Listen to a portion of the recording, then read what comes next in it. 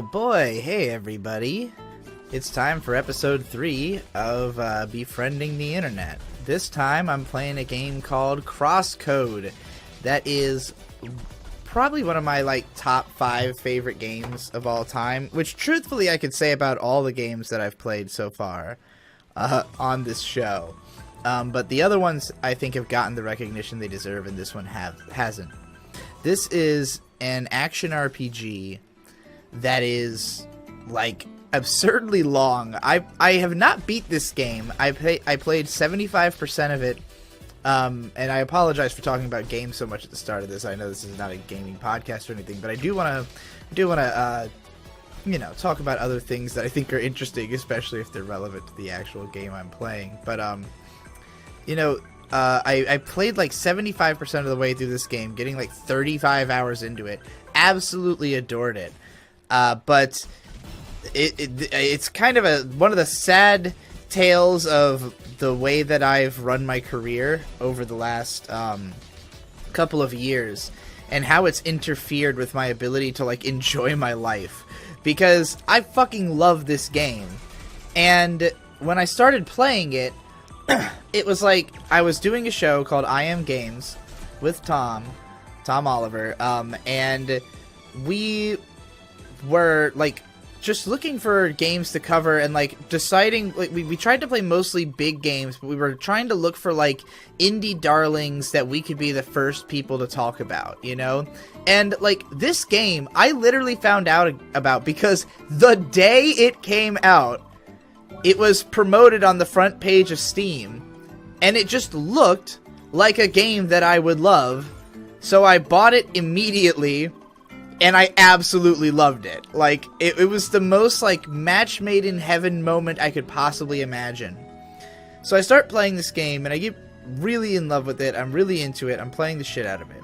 And I was probably playing it for a straight week. Well, the thing is, this game gets pretty difficult.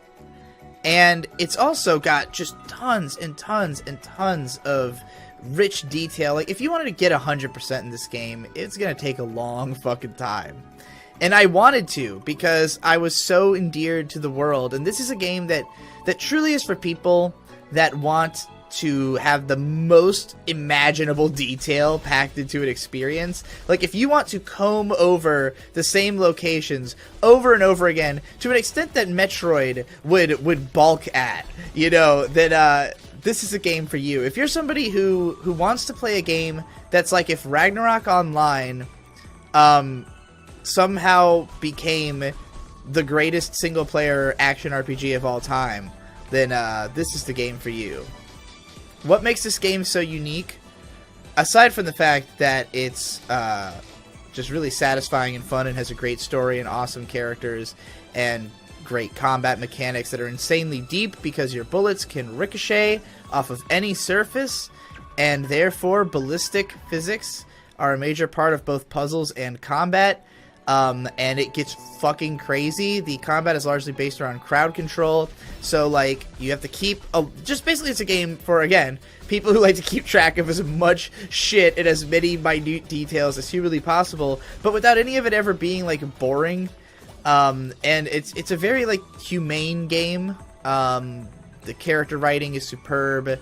It's all about fucking friendship and the power thereof and all that good shit. So yeah, I fucking love this game. But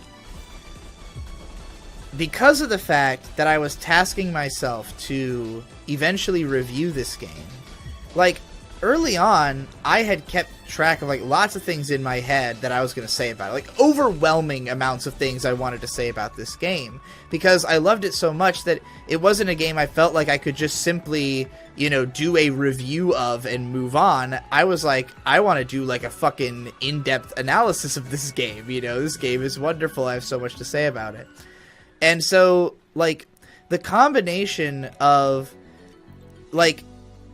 one part of it was that because I was taking so long to play through the game and so much new stuff kept getting introduced as it went, I started to forget a lot of the stuff that I had wanted to say about it in the first place, a lot of the minute details. And then I became really indecisive about how to scope the project, and then I became indecisive about whether it was worth the amount of time and effort that it would take even to just beat this game to the extent that I wanted to, when, you know, it was already, like, taking up more of my time than it would probably be worth. Because on the one hand, there was a chance that I could make a video about this game that would somehow get a lot of attention, even though the game was practically unheard of.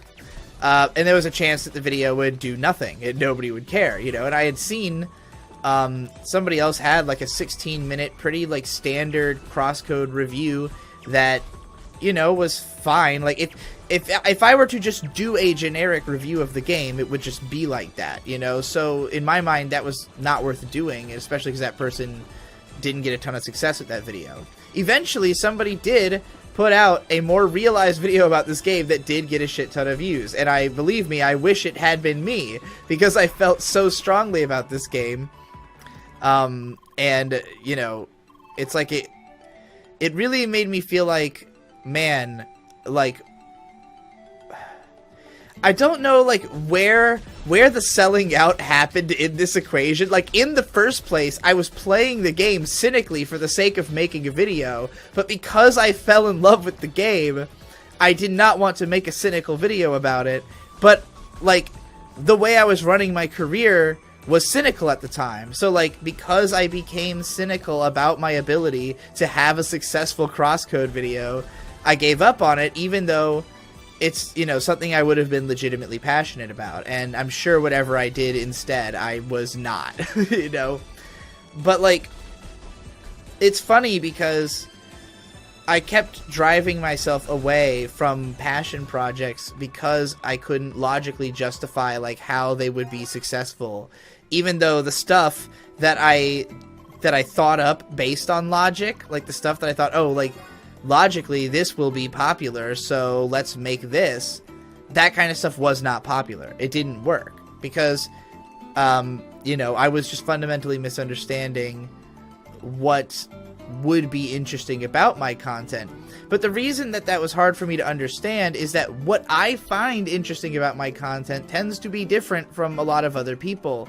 And when people express to me what they think will make my content interesting, they can't always express it in a way that makes sense to me, you know, or rather, I can't understand what the hell they're saying, you know, whoever you want to cast blame on. But there is miscommunication. We can't understand each other. But, like, you know, I've come to understand better, and through that, I've come to communicate better, and now people have a better sense of what I'm doing. And I've been just extremely happy with the way that these Befriending the Internet videos have gone. Like, I said in the first one that I generally don't like listening back to myself talk, and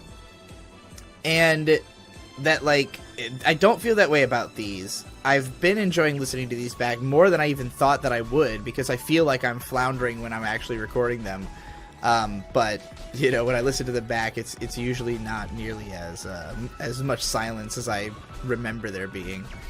But, you know, like, I guess it's that when I do something like the Artso Fartso's Whirling Dervish podcast, like, it's like I felt the need to be, like, over the top and audacious, because my mentality is, you will not accept what I'm going to say in this podcast. Like, I already know that. I already know that what I'm saying is unacceptable. So I'm going to take the approach of beating you over the head with it as hard as I can. And, you know, that way the people who will agree, you know, will have the most fun, because they have something to kind of rally behind, you know, and the people who disagree will be the most confronted, you know. But, like, and it's not that I didn't try to be understanding on that show. I mean, like, Artso Fartso is, you know, I mean, it's kind of a meme. It's not like a serious character, but, like, the attitude, I think, of the facade of my channel has always been, like, I guess I always thought it was obvious that it was a joke, and it was always confusing to me when people didn't get the joke. And I guess the confusing part is what part is the joke and what part's not, and that's what was never clear. It's like, the joke isn't my opinions, the joke is how I'm presenting my opinions, you know? And it's because, like, in my mind, everything is funny all the time. It's like everything is always, like, funny because everything is a metaphor for something, you know? Like, when I think about things, I always think about them in terms of comparison and, like, you know, almost sort of poetically. It's like, I understand things via other things. And so, like, something that is dark can be understood best through comparing it to something funny, you know? And I think this is how a lot of people think, but people who don't think that way really don't understand the people who think that way. It's like, you know, the contrast is where a definition is given. I'm basically saying some Alan Watts fucking yin-yang shit right now. So, anyway, I'm going to start answering questions before I fucking ramble too much. I just wanted to make sure that everybody appreciates how much I fucking love Crosscode. You're going to be watching me basically run around in circles and cut down plants in this game, because that is pretty much what I wanted to play it to do.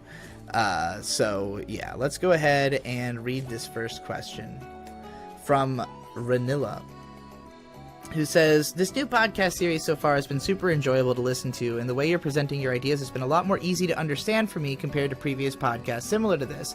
I'm not sure if it's because you are translating your thoughts to a more emotional/impressionistic standpoint, but I feel like I can understand and grasp your points a lot better now. Even if you go off on tangents and get distracted by the game at points, it's still cohesive, and I find myself being able to take in what you're saying. You've lived your teen/adult life so far being perceived as a man, and I want to ask how actually being trans has affected any relationship with men in your life. Okay.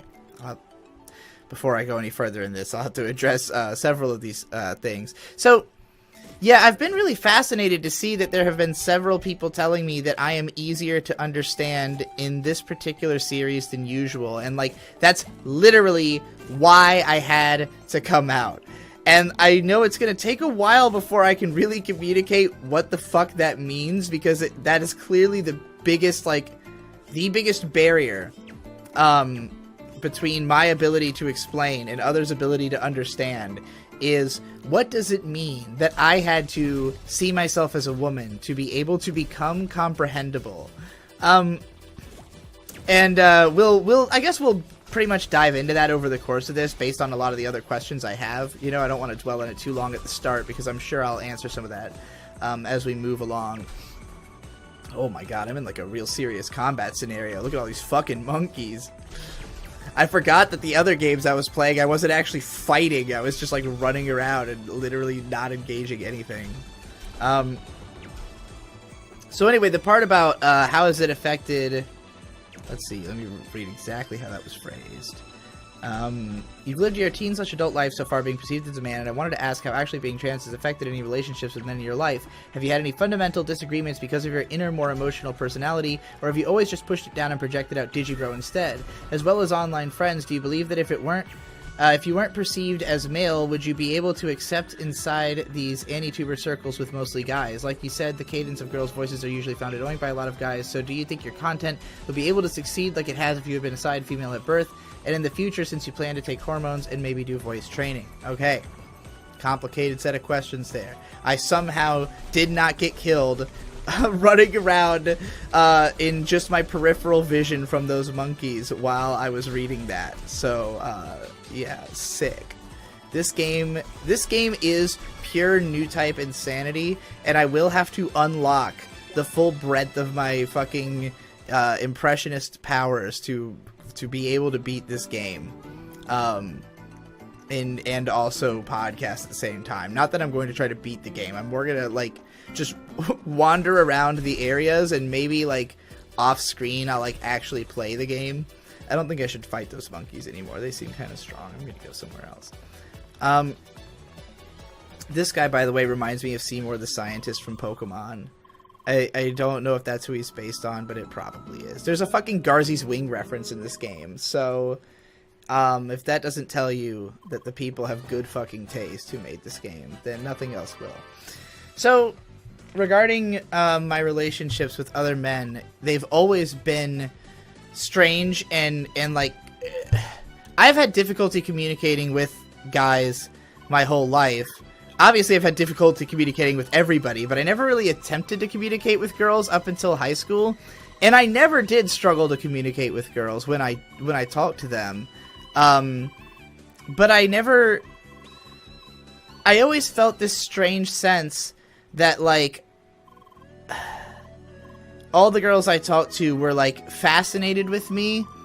And I don't know if it's just that, like, that they were seeing, you know, like, in the things I was saying, like, ways that they feel or anything like that. But I would always just, like, ask girls about, like, what they, because, you know, by the time I was 14, I had already realized that, like, I, you know, might want to be a woman. So, like, I would ask girls just, like, about what they do, like, how they live their lives, and, like, and it would be confusing because a lot of the girls I talked to weren't, like, they couldn't really explain what they do in much depth. And, like, as I said before, I did not understand the concept of, like, knowing things you can't explain when I was younger, because even though I knew lots of things I couldn't explain, like, I was tasking myself to explain them. Like, I thought that some level of explanation was necessary, but, like, people usually didn't get my explanations. So, like, you know, I just saw that as them being dumb and not as me being bad at explaining, up until I started getting criticized for my blog on the internet. You know, when, like, people who actually were trying to read my blog were like, hey, you're fucking barely comprehensible, especially because you don't spell check your posts. So, like, you know, maybe work on that. And, you know, once I did, then I became way more readable. So, like, I kind of came to see, like, that as, like, the way forward for me with communication is, like, okay, my problem is that I am not comprehensible, so I need to be as comprehensible as possible. And, like, I just kept working in that direction literally up until I made the neurotyping chart, out of finally coming to grasp that, like, the way that I've been, you know, living my life is antithetical to the way that I actually think, you know? And, like, having that realization, it was like an oh fuck moment, and then the question became, like, why? Like, what made me choose to do things this way? And the answer is that it was the way that I could, like, navigate around my emotions, because my emotions just tell me you want to be a girl, or you want to be like a motherly figure, you want to be like a social caretaker, but, like, that's not the role that I ever saw myself filling, because I just never imagined that as a possibility for myself, because it was, you know, I never saw myself as a woman who, and women are usually the ones presented with that as a role, you know, like, not to say that I couldn't have been presented that as a man, but it's not likely, you know. And the roles that I thought I could fulfill with the type of intelligence that I have are that, like, I can create art that can communicate with people. But, like, as I, you know, continued making videos, I came to find that initially it was like I became, like, afraid of even attempting to do, like, more artistic, more impressionistic art. Like, after I had failed, like, I wrote a novel when I was 20 that I never finished. Like, I wrote 50,000 words within NaNoWriMo, and then I just, like, abandoned it half, you know, without editing and with, like, parts missing. And, like, I just thought that, like, because my writing was, like, too hard to understand, or that, like, I wasn't good enough at, like, setting details and stuff like that, that, like, oh, I just can't be a writer. You know, like, I didn't have a broad enough understanding of, like, what writing was popular. Like, I hadn't seen enough, like, writing that was similar to mine that was successful to think that my writing could be successful. And so, like, you know, I just kind of was like, okay, well, my writing's not gonna work, my music's not gonna work, you know. But there was, you know, on my anime blog, because I had, like, sort of a support system in that, like, I had other anime bloggers who read my blog who would give me advice, I had improved in that regard, and I had become good at it, you know? And so, like, that was something that I could continue pursuing because I knew the logical path forward in being better at it. Or so I thought. Because again, my mentality was that the key to communicating better is to be more clear, be more precise, be more lexical. But that doesn't work for everybody. And it certainly doesn't work for me. Like, I fucking cannot stand boring lexical videos. Like, you know, I watch tons of analysis videos, but I don't watch, like, a lot of the stuffy ones, you know, like Joseph Anderson type shit. Like, I watch ones that, in my mind, are, like, compressing the impressionistic side of something into logic, like Matthew Matosis, who I think is, like, an extremely impressionistic type of thinker and especially gamer, but who goes to great lengths to figure out, like, how to explain those, you know, more impressionistic, like, takes on the game. So, like, whereas if you're somebody who, you know, is basically applying, like, one coat of logic to everything as opposed to attempting to understand the logic that's inherent in the thing, then you can work a lot faster, but make a lot less interesting points, you know, in my mind. But anyway, oh God, what am I trying to fucking say here? So, yeah, you know, I guess that, like, the way that I saw, like, how do you become the person that I'm trying to be, involved, like, you know, okay, well, you know, this type of person would react this way to these types of statements, even if that's not the way that, like, my first reaction would be, or the way that I would want to be, if that makes sense. Like, I'm a softie. I'm not really, like, somebody who thrives on being in an environment that's, like, funny, I guess. Like, okay. So, and maybe it's hard to know how to put this, because, like, I think that, you know, I talked about in the previous video how we all have, you know, an emotional side and a rational side. And it's not that we want to be governed by rationale, but there's a competitiveness to rationality where, like, I think in particular men have this habit of sort of nut-checking one another over making sure that they are on the same page, so to speak. It's like, if I call you a name as a man, it's not because I think you are that thing or that I give a fuck if you are that thing. It's because I'm trying to see how you are going to react to being called that thing. You know, will you rise to the challenge? And how will you do so? What approach will you take? You know?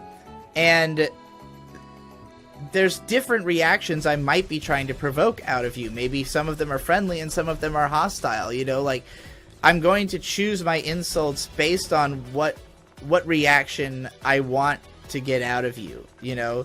So, like, I understand all that because I spent time with guys growing up, but I never enjoyed that environment, you know? Like, I don't necessarily enjoy an environment where everybody's just, like, it's kind of, you know, roughhousing, if you will, verbally or literally. And, like, as a kid, I certainly did not like physical roughhousing. Like, I mentioned before, you know, I was very pain averse.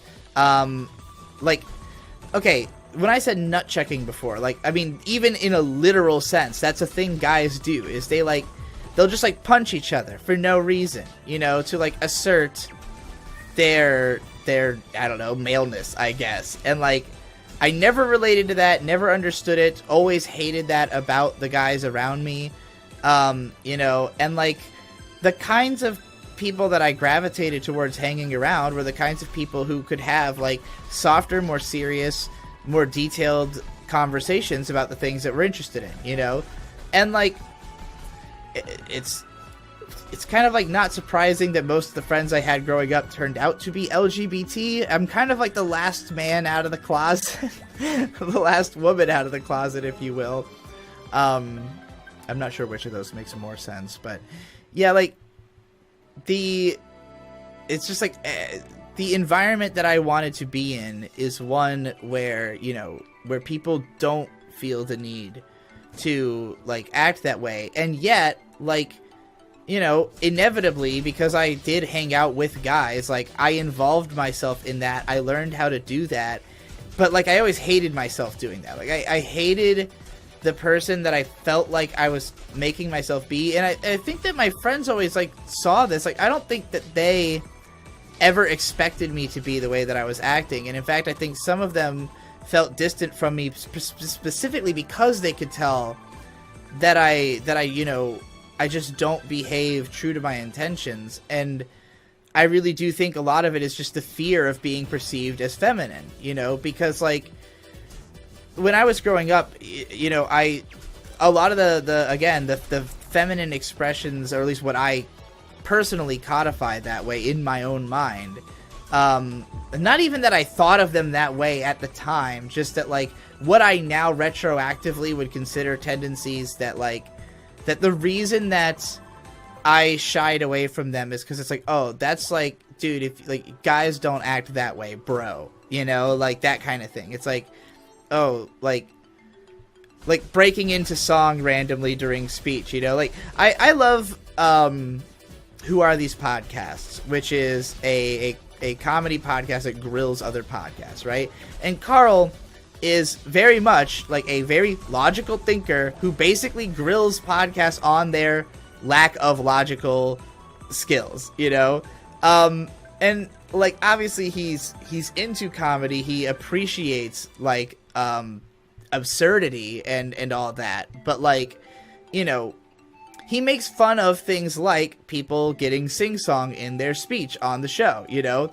And it's like, yeah, it is annoying because it makes you less clear and it makes it seem like what you're talking about is less relevant and just obnoxious, you know, chit-chat or whatever, because you're just like emotionally expressing yourself apropos of nothing in a way that's not really comprehensible to most people. Like, why are you singing this? What am I getting out of this other than your, you know, desire to hear your own voice, you know, making these sounds? And like, you know, if again, like if you listen to old Digi Bros, you'll hear like in the beginning that I would sing all the time obnoxiously, and like I mean, particularly from Victor, ripped on for it, you know. So like I sheltered that habit because it's like I got used to people complaining about me singing all the time. I got used to people, you know, complaining about me, you know, making noises or just like, I don't know, trying to be cute, you know, trying to act in a way that to me would seem comforting, you know, that if somebody acted that way toward me, I would be comforted by that. But the people, you know, the particularly guys around me are not comforted by that behavior, unless they are, in which case, you know, those are my closest friends, most likely. So it's like, but I really think that when I started working on YouTube, I really lost touch with that side even more and more because of the fact that I had to take such a Spartan approach to my career. Well, not even that I had to, that I chose to.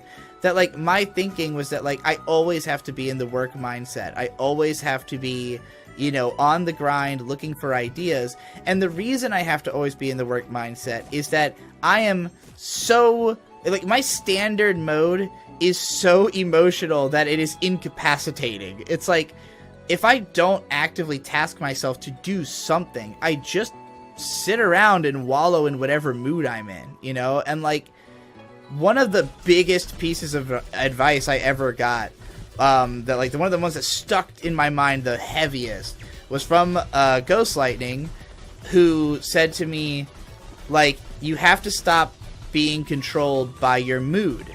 Because I would always tell him, like, about projects I had ideas for, and he'd be like, okay, go write that project. And I'd be like, oh, well, you know, I'm not in the mood right now. Like, I want to do that when I'm in, like, this particular mood. And he's like, you can't, like, you're never going to get anything done that way, you know?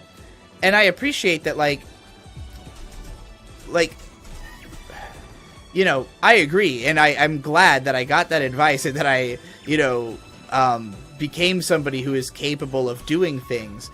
But, like, because of the fact that it is so easy for me to get lost in my mood, it's like, if I don't keep myself in the mindset of, like, you have to work as much as possible, then I won't work enough at all, you know?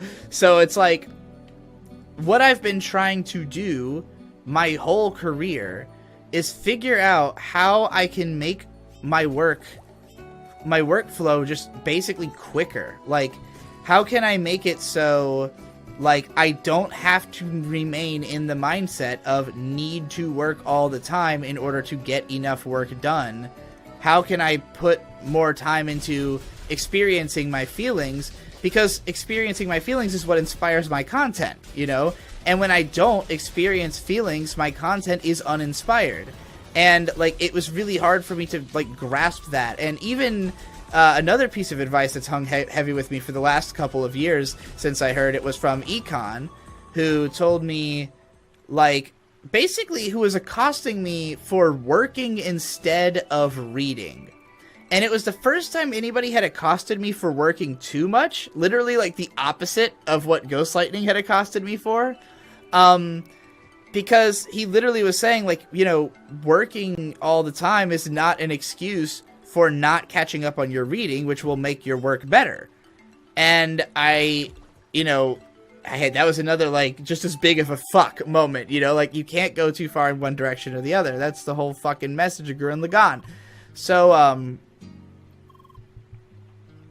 you know, so I would say that, like, I think I didn't used to have that much of a problem being fairly open with the people who I was closest to throughout my life. And, like, you know, I'm a very, like, physical person, like, and so I want to be able to, like, you know, touch people, not necessarily inappropriately, but, like, you know, like, I liked having friends who I could, like, physically, you know, encounter. What's a word that's non-sexual for touching somebody? I cannot think of one. But, like, you know, just, like, again, a lot of guys are not comfortable with physical intimacy. That sounds even more sexual. See, that's why I didn't want to go with that. But, like, you know, it's just, like, I had to have the kinds of friends who I could be somewhat, at least, truly, you know, true to my emotions with, in order to be comfortable with them. But, like, I grew distant from those friends through, you know, becoming a workaholic and not really engaging with my own emotions at all, except for in the context of where it could help me with work, you know, where, like, I knew that it would help me with work. And you cannot know every time. Like, you cannot predict what's going to give you an emotional experience. And that's why, like, I really tried to find ways to not limit myself to anime, because I have just as many emotional experiences listening to music or reading books or, you know, whatever else I consume that I love. But, like, people didn't tend, like, I don't know.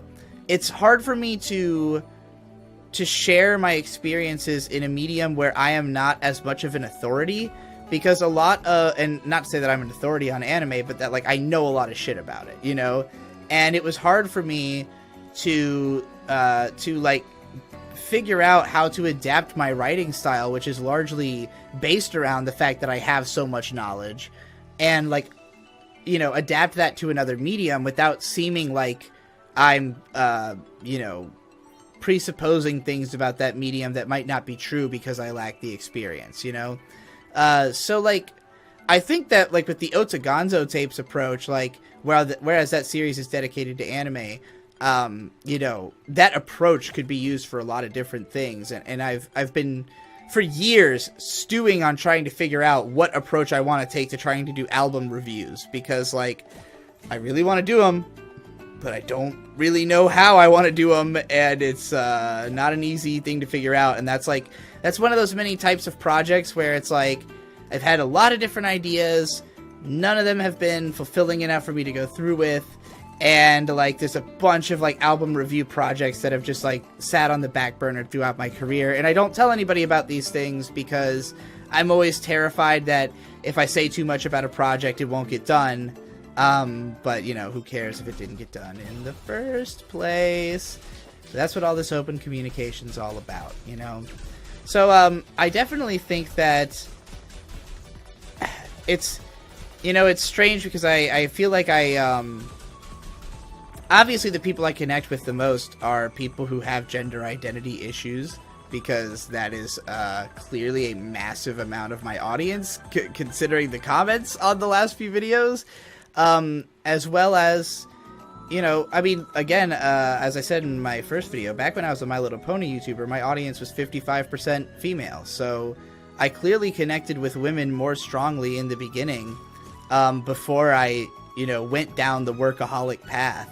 But I definitely think that, you know, my ability to connect with May had a lot to do with, like, both of us being in a position where we were, like, you know, like, what we connected over, I think, is this, like, mutual feeling of, like, having excluded some part of ourselves that we knew the other person would understand and, like, be able to sort of, like, help to set loose, you know?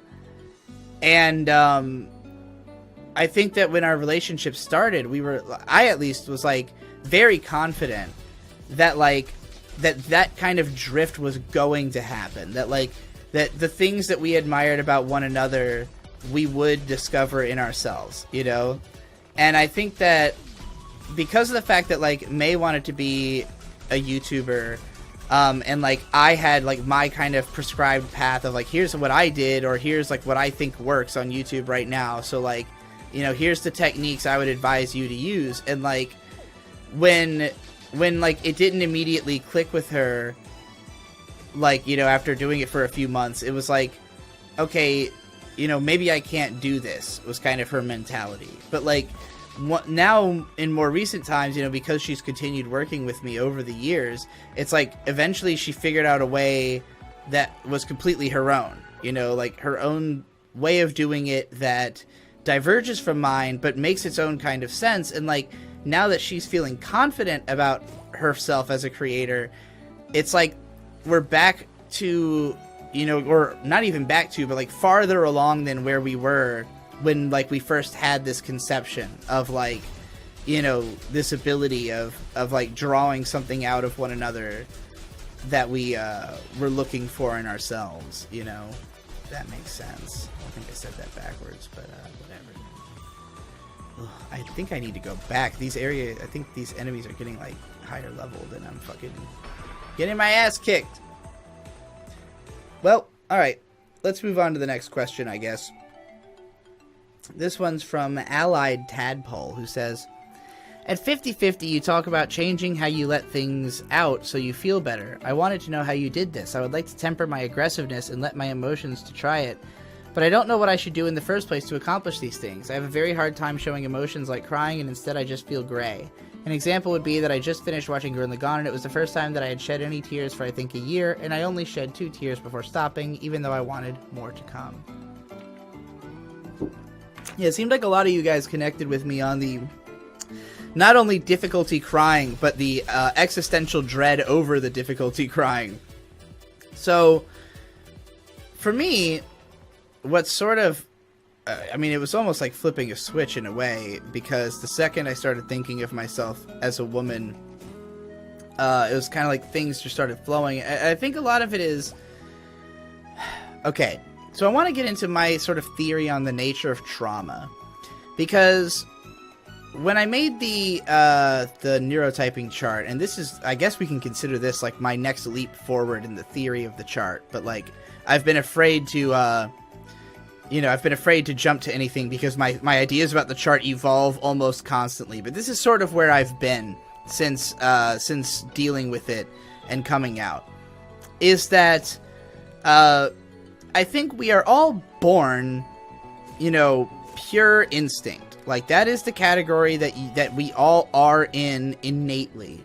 we move into other categories. And it might be that we are more, like, predisposed to being, like, if you are somebody who is, like, really good at logic, like, your brain is wired in a way that logic is its specialty, then, like, you will drift into the logical categories more quickly.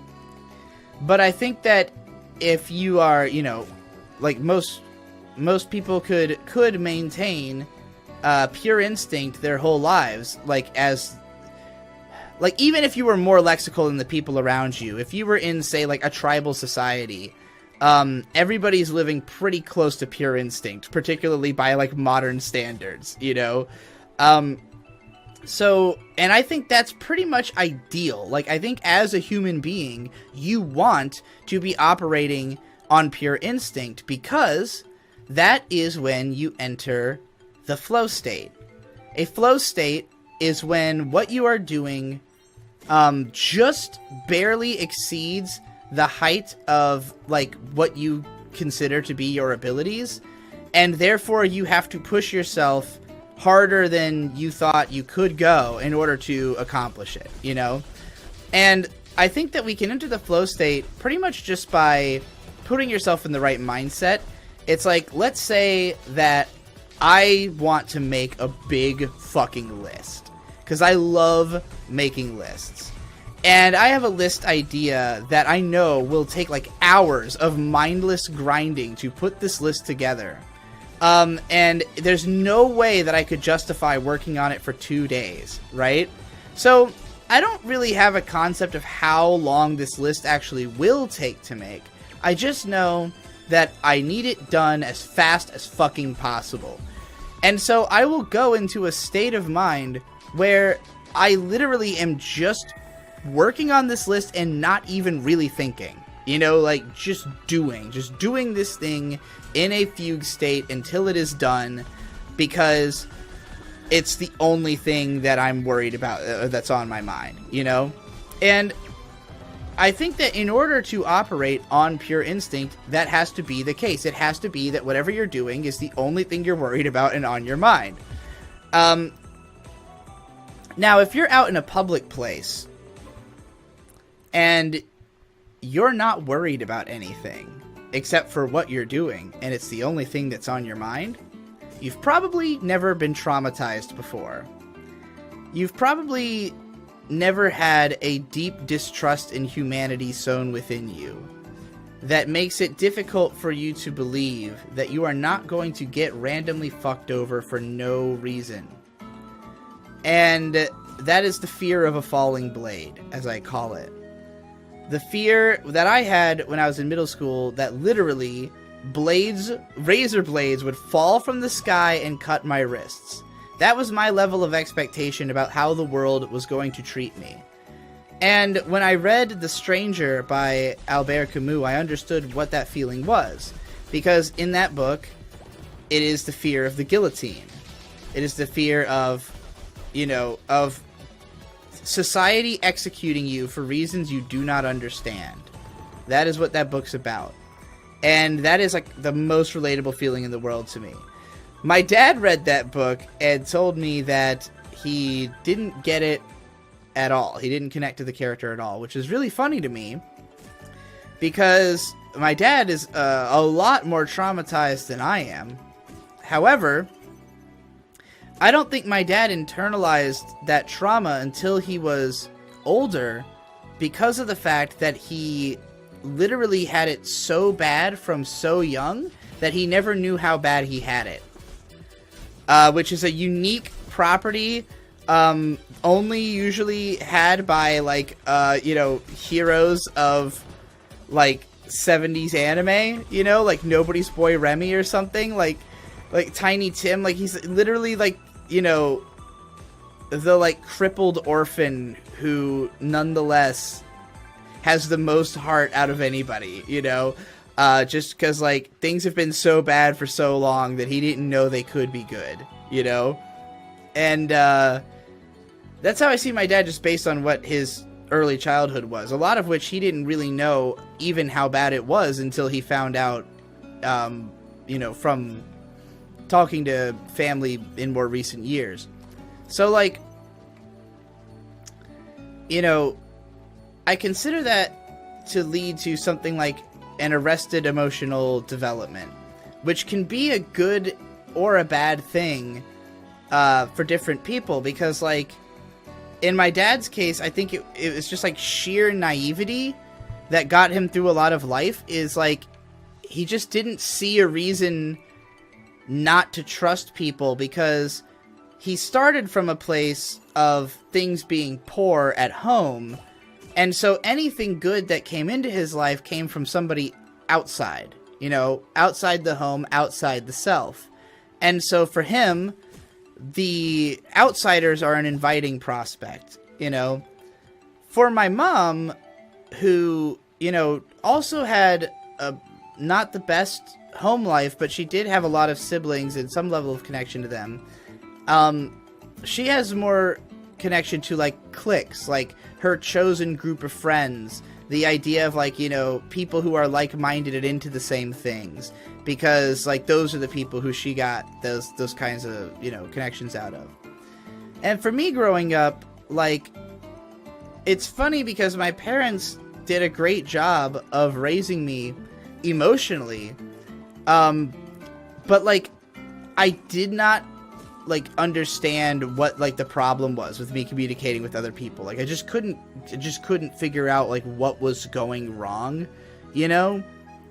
And I think that, I don't know, maybe my parents could have solved it, and I sure think they were trying, but, like, I just think that, you know, my inability to communicate with them led to them not knowing how to fix the issue for me, you know?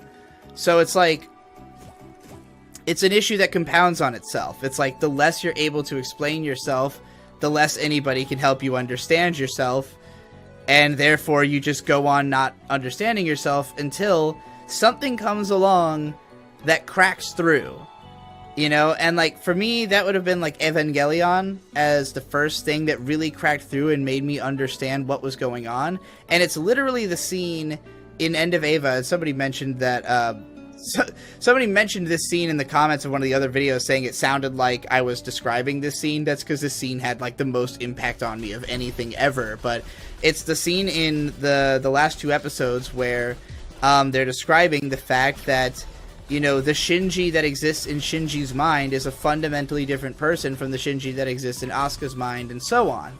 And, like, once I got that, it was like, oh, like, now I get it. Nobody understands me because, like, they have a completely different conception of me based on how they've experienced me, you know? Like, they are not seeing the things I'm saying the way that I'm seeing the things I'm saying. And once I got that, it was like, okay, well, like, the only way we're going to figure out how to get people to explain myself to me is to, experiment, you know? Like, let's say all the most outlandish things and see what, like, all the weirdest shit that's going on in my brain, let's say it out loud and see if somebody else is thinking the same shit, and then maybe that person can help me, you know? And so I think that lateral thinking, as I described it in that video, is largely the result of the traumas you experience throughout your life, because they complicate your thinking. They cause you to be less capable of acting on instinct because you are concerned about more shit at the same time, you know? I said that earlier that this game is a new type game. In this game, you know, the story is extremely pleasant. The world is pleasant. Everything about this game is comfy as fuck. But the combat is fucking ruthless, and you will be traumatized by the countless, you know, new ways that you find to get attacked by enemies, because they're always swarming you and there's always a ton of shit to keep track of. So, like, you know, you're constantly discovering things about the combat system and therefore becoming a more lateral thinker with regards to the combat system. And so, like, I think we all can become lateral by sort of, you know, flexing the mind muscle to certain things. And in a way, trauma, yeah, it kind of helps you to, like, be able to process more shit in a way, because your mind is more splintered. There are more kind of yous in there to do the processing together, if that makes sense. Getting real schizo with my descriptions here, but like, you know, again, everything I say is a metaphor, and the quicker you understand that, the easier it is for us to communicate. Like, it's very hard for me to, like, get that across in my videos because I just kind of assumed everybody thought that way. You know, like, I just thought that's kind of how thoughts, like, worked. And then I started realizing, like, people don't, like, go over every sentence and think about each layer that sentence has the way that I do. So I need to, like, lay out each of those layers for you. So I guess that's what makes this podcast more listenable, is that I'm not trying to condense anything. And, I guess in my mind, my conception of the masculine ideal. Here, I'll talk about how I discovered, like, gender fluidity and contextualized it. Was that, you know, I talked before about how me and May kind of had a bit of a manic episode in, like 2 years ago, almost, where, it was basically as a result of me having watched the video You Are Too by CGP Grey, in which he essentially posits that the left and right brain, and he's, you know, using those as loose terms, are essentially two different entities, but only one of them can speak, whereas the other formulates ideas. And for me, it was easiest to compartmentalize this as the male and the female brain, because of the fact that the emotional one is the feminine side of myself. Like, it's a part of me that I recognize as female. And the approach that I had taken towards trying to be masculine was that of being hyperlexical. Like, I basically viewed emotionality as feminine and lexicality as maleness, and that's why I kind of described maleness the way I did in episode 1, where I said it was like a soldier, a gun. You know, a boy is a gun.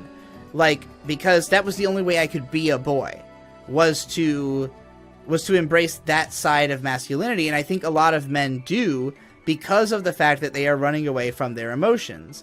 But what I consider to be, like, actual male emotions is, like, you know, again, the desire to protect. And, like, I don't think that looking at yourself as literally a hyper-functional weapon is a healthy form of male expression, you know? Like, I, in fact, think that's a unhealthy form of male expression. I think that, you know, like, men need to be open to their emotions just like women do, but, like, men have a different set of emotions that they want to explore. For instance, like, again, competitiveness. Like, there's a lot of healthy ways to be competitive. And, like, yes, it's true that, like, the most ruthless killer is the most effective killer. However, in most situations, the most ruthless killer is not needed.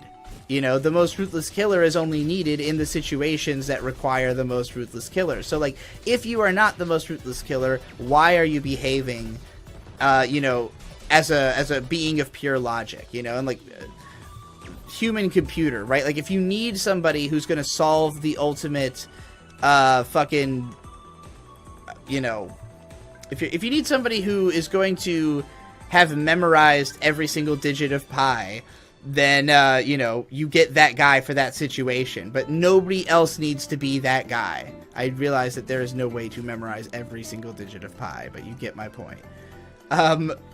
So, yeah, like, I don't even remember what the fuck question I'm answering anymore. I think I made my point already. Sometimes I will finish talking, and I'll think back, and I'm like, I legitimately can't remember if there was something I still had to say or if I have completed my point. So I'm just going to assume I've completed my point. And if I haven't, I'll find out when I watch it back and I can stow it away for next time. Alright. Oh, yeah. Changing how you let things out so you feel better. That's what I'm supposed to be talking about. Yeah, I guess it's like, if you are somebody who feels like you are, like when you get emotional, that like you are overly aggressive.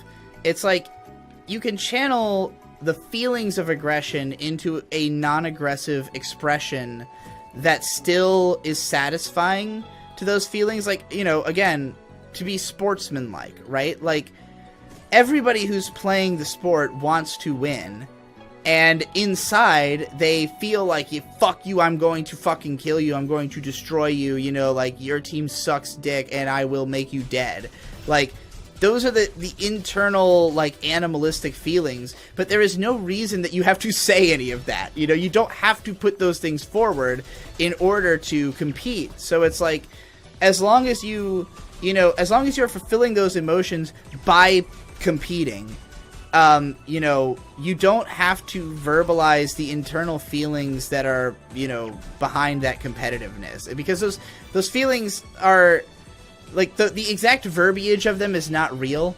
You know, like, your feeling of, like, fuck you, cocksucker, like, that's just the most cathartic way that you know to express the feeling.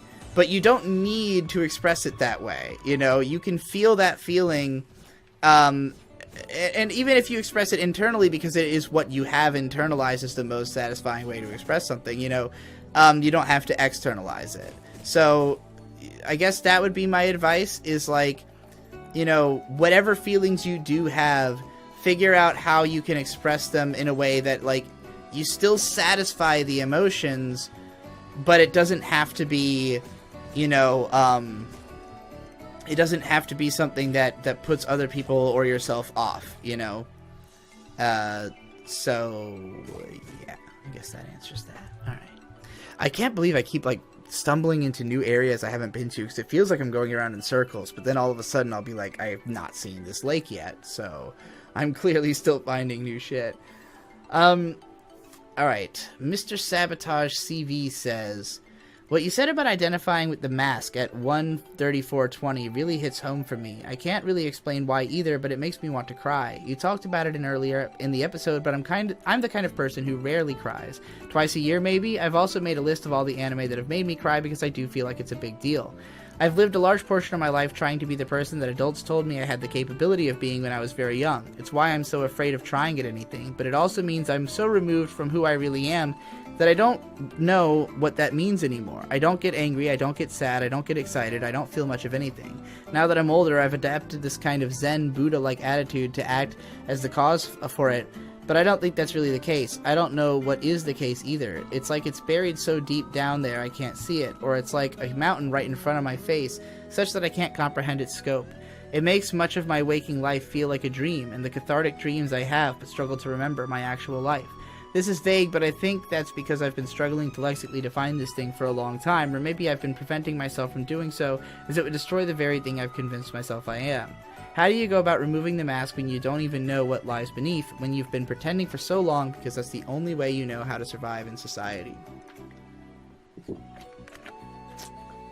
Okay. So,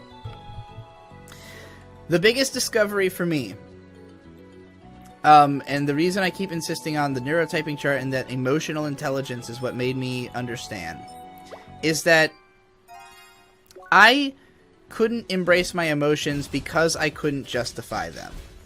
My feeling was like, I don't know why I feel this way. There's no logical justification for why I feel this way. So it doesn't make sense for me to feel this way.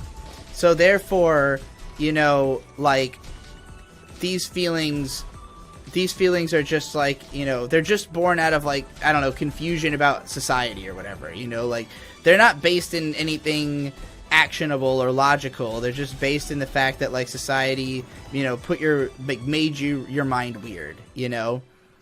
And then it's kind of like the moment I said, okay, well, even if that's the case, my mind is weird, so let's just embrace it, right?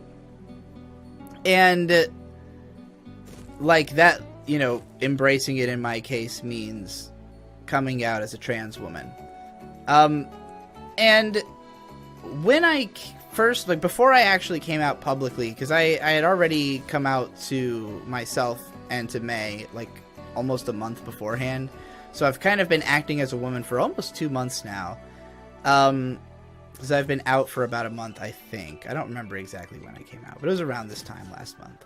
So, and that was on Twitter, incidentally, where I first came out, in case anybody was wondering. I was fielding questions on Twitter for the first few days before I did anything on the channel. And I'll talk about that probably more later, but anyway. So, while I was in the process of, like, trying to figure out how I was going to come out, I was, you know, thinking back on my past a whole lot and, like, trying to find all the threads that led to this. And, like, it's not difficult at all for me to find, like, you know, 1,000 things pointing to the fact that you know, that it makes sense for me to be trans. But, like, it was just kind of, like, not being able to understand what was the inciting incident. Like, what caused these feelings? I don't understand what was the root. And I had listened back to the Mars Volta's Francis the Mute, which has been my favorite album pretty much. I mean, it hasn't been consistently my favorite album, but it's been one of my favorite albums since I first heard it. It pretty much, like, got me into music in a big way as a way of, you know, understanding, I guess, and like, my interest in music as, like, a core medium of choice began with discovering that album. So, you know, I was re-listening to it, and it became, like, more evident to me than ever what the album is about, which is about trying to discover the source of why you have this inner trauma. And in particular, it's about a person who never knew who their father was, like, trying to track them down and, like, unravel the mystery of their birth and their upbringing, you know, and, like, why, you know, all the things, all the traumas that face both their mother and themselves, like, you know. And, I mean, it's extremely impressionistic and difficult to fucking parse, so, like, I can't be too direct in, like, interpreting it, but there's a lot of lyrics and messaging in the song that, like, for instance, in the would-be opening track that was not actually on the album release, but I've now heard it, the title track, Francis the Mute, has the lyric, "This never happened, but I saw you crawl into a bed of broken mirrors." And this is a metaphor for burying trauma, of, like, you know, convincing yourself that something never happened, literally forgetting it happened. And the way that you forget it happened is by fracturing your identity, by crawling into a bed of broken mirrors. Your reflection is now scattered. It's now a bunch of different, you know, personas, if you will. At least it's how I interpret the song. I don't know if it's about MPD or anything like that, but, like, you know, so, like, throughout the lyrics, it's talking about, like, this attempt to get back to the origin that never quite makes it. Like, in the end, he feels just as intensely as at the start, but having searched through this whole labyrinth and put together all these pieces, there is no concrete answer. And so, you know, listening to this album, I was like, is there something that I buried? Like, did maybe something traumatic happen to me that I just forgot? You know, like, could it be possible that, you know, something affected me in some way at some point? But once I started reading into things, like, okay, and I've brought this up a few times, this idea that, like, that gender identity is shaped before you're, like, 4 or whatever. And, like, I read that in several places. I haven't seen anything that contradicts it. I don't know if it's true. I have not read whatever research, like, you know, implicated this myself. So, you know, I guess I'm saying don't quote me on it. But it made the most sense to me as a explanation because of the fact that when I was a kid, when I was born, my dad was serving in the Navy for the first 2 years. He was always gone, and my mom had been moved out to California, like, you know, before I was born. My parents moved constantly. Apparently, by the time I was 3, my parents had moved 7 times. And, you know, in the rest of my life, I continually moved as well. So, like, I don't think that I ever had, like, any kind of community around me, any kind of people that I really interacted with besides my mom. And so, like, in a lot of ways, like, my whole personality is just based on my mom, at least initially. Like, I think that the core of how I, experience myself emotionally is, like, you know, when I'm acting as true to myself as possible, I act very similarly to my mom, you know? And so, it's like, I think that was my initial self-image, and the further I got from that, the more painful it became, but it also helped me to develop, you know, my own distinguishing characteristics and to kind of, you know, I think in many ways I'm lucky that I did not just simply literally do everything the same way my mom did, you know, because, like, her life was no bed of roses, and sure, mine wasn't either, but, like, I'm in a position that I'm comfortable with, I guess is what I'm trying to say. And, like, I feel like I have a lot of opportunity for myself going forward to potentially, I don't know, I'm not trying to say, like, I think I'm going to live happier than my mom, but it's just, like, I've been able to learn from the things that happened to her, and I can make my own mistakes that are unrelated, you know, and not have to make any of hers, you know, however major or minor. But, alright, now I have to fight this fuckboy. Oh my god. He's immediately kicking my ass.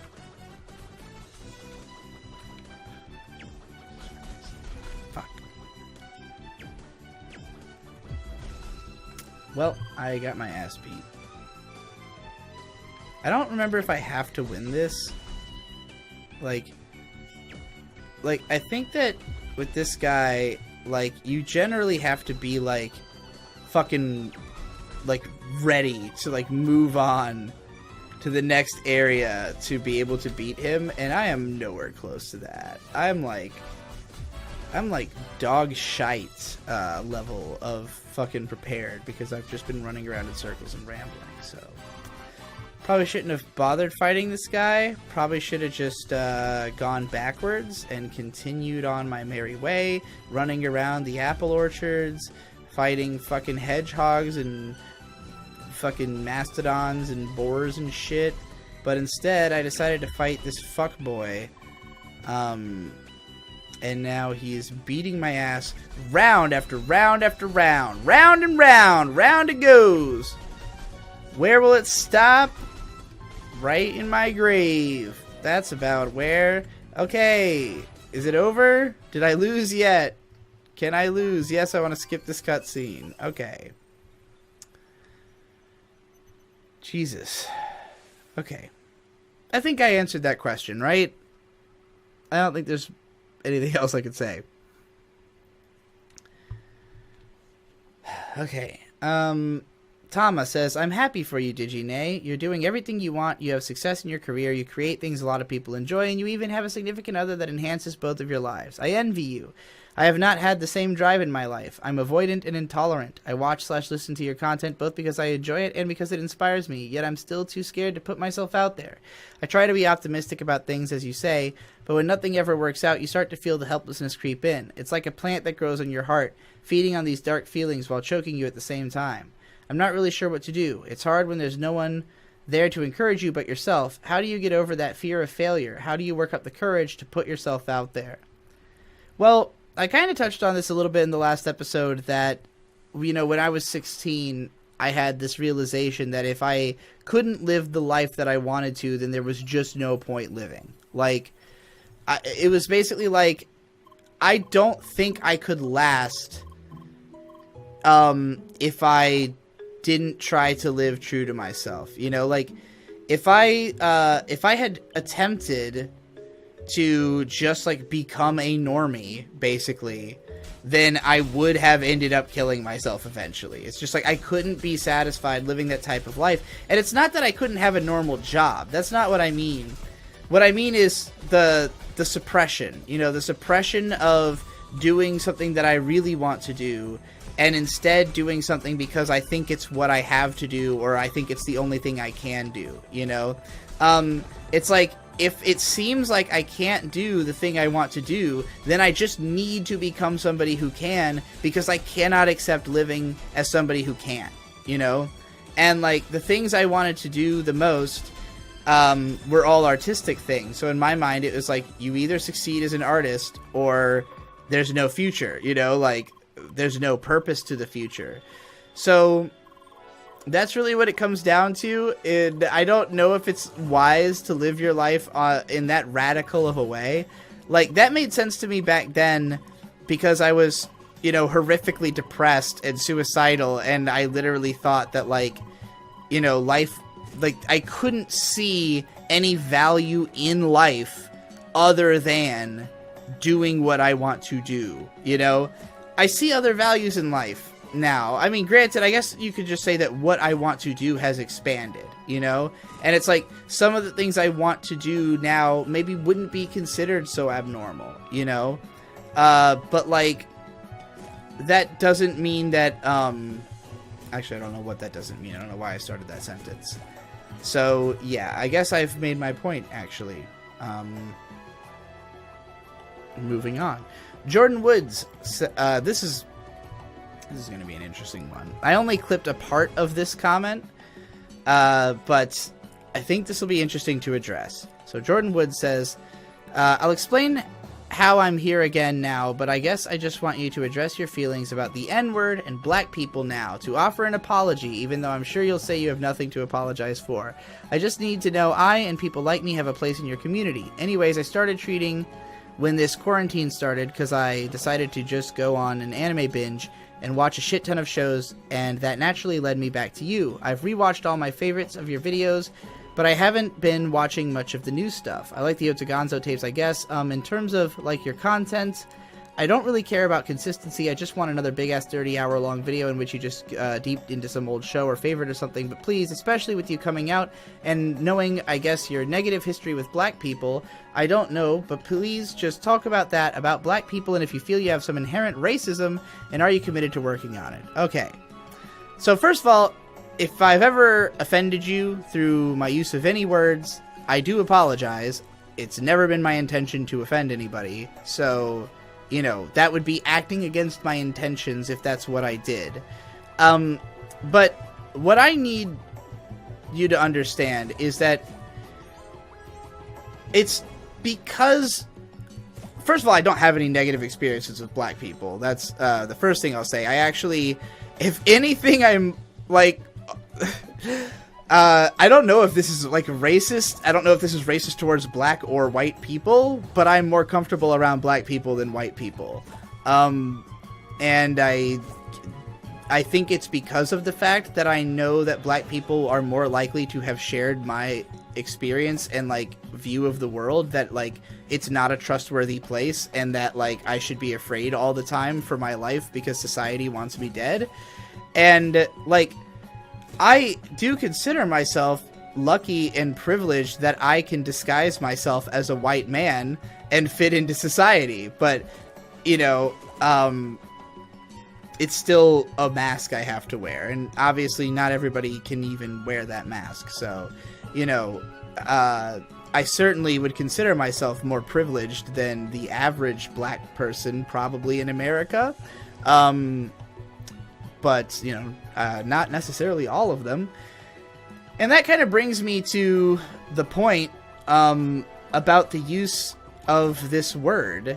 Because for me, as somebody who grew up around a lot of black people and listening to a lot of black music, my conception of the word is not negative at all. You know, it's, if anything, celebratory and fun, and, you know, I use it in the same contexts that a black person would use it, you know, at least the ones that I hung out with and grew up with.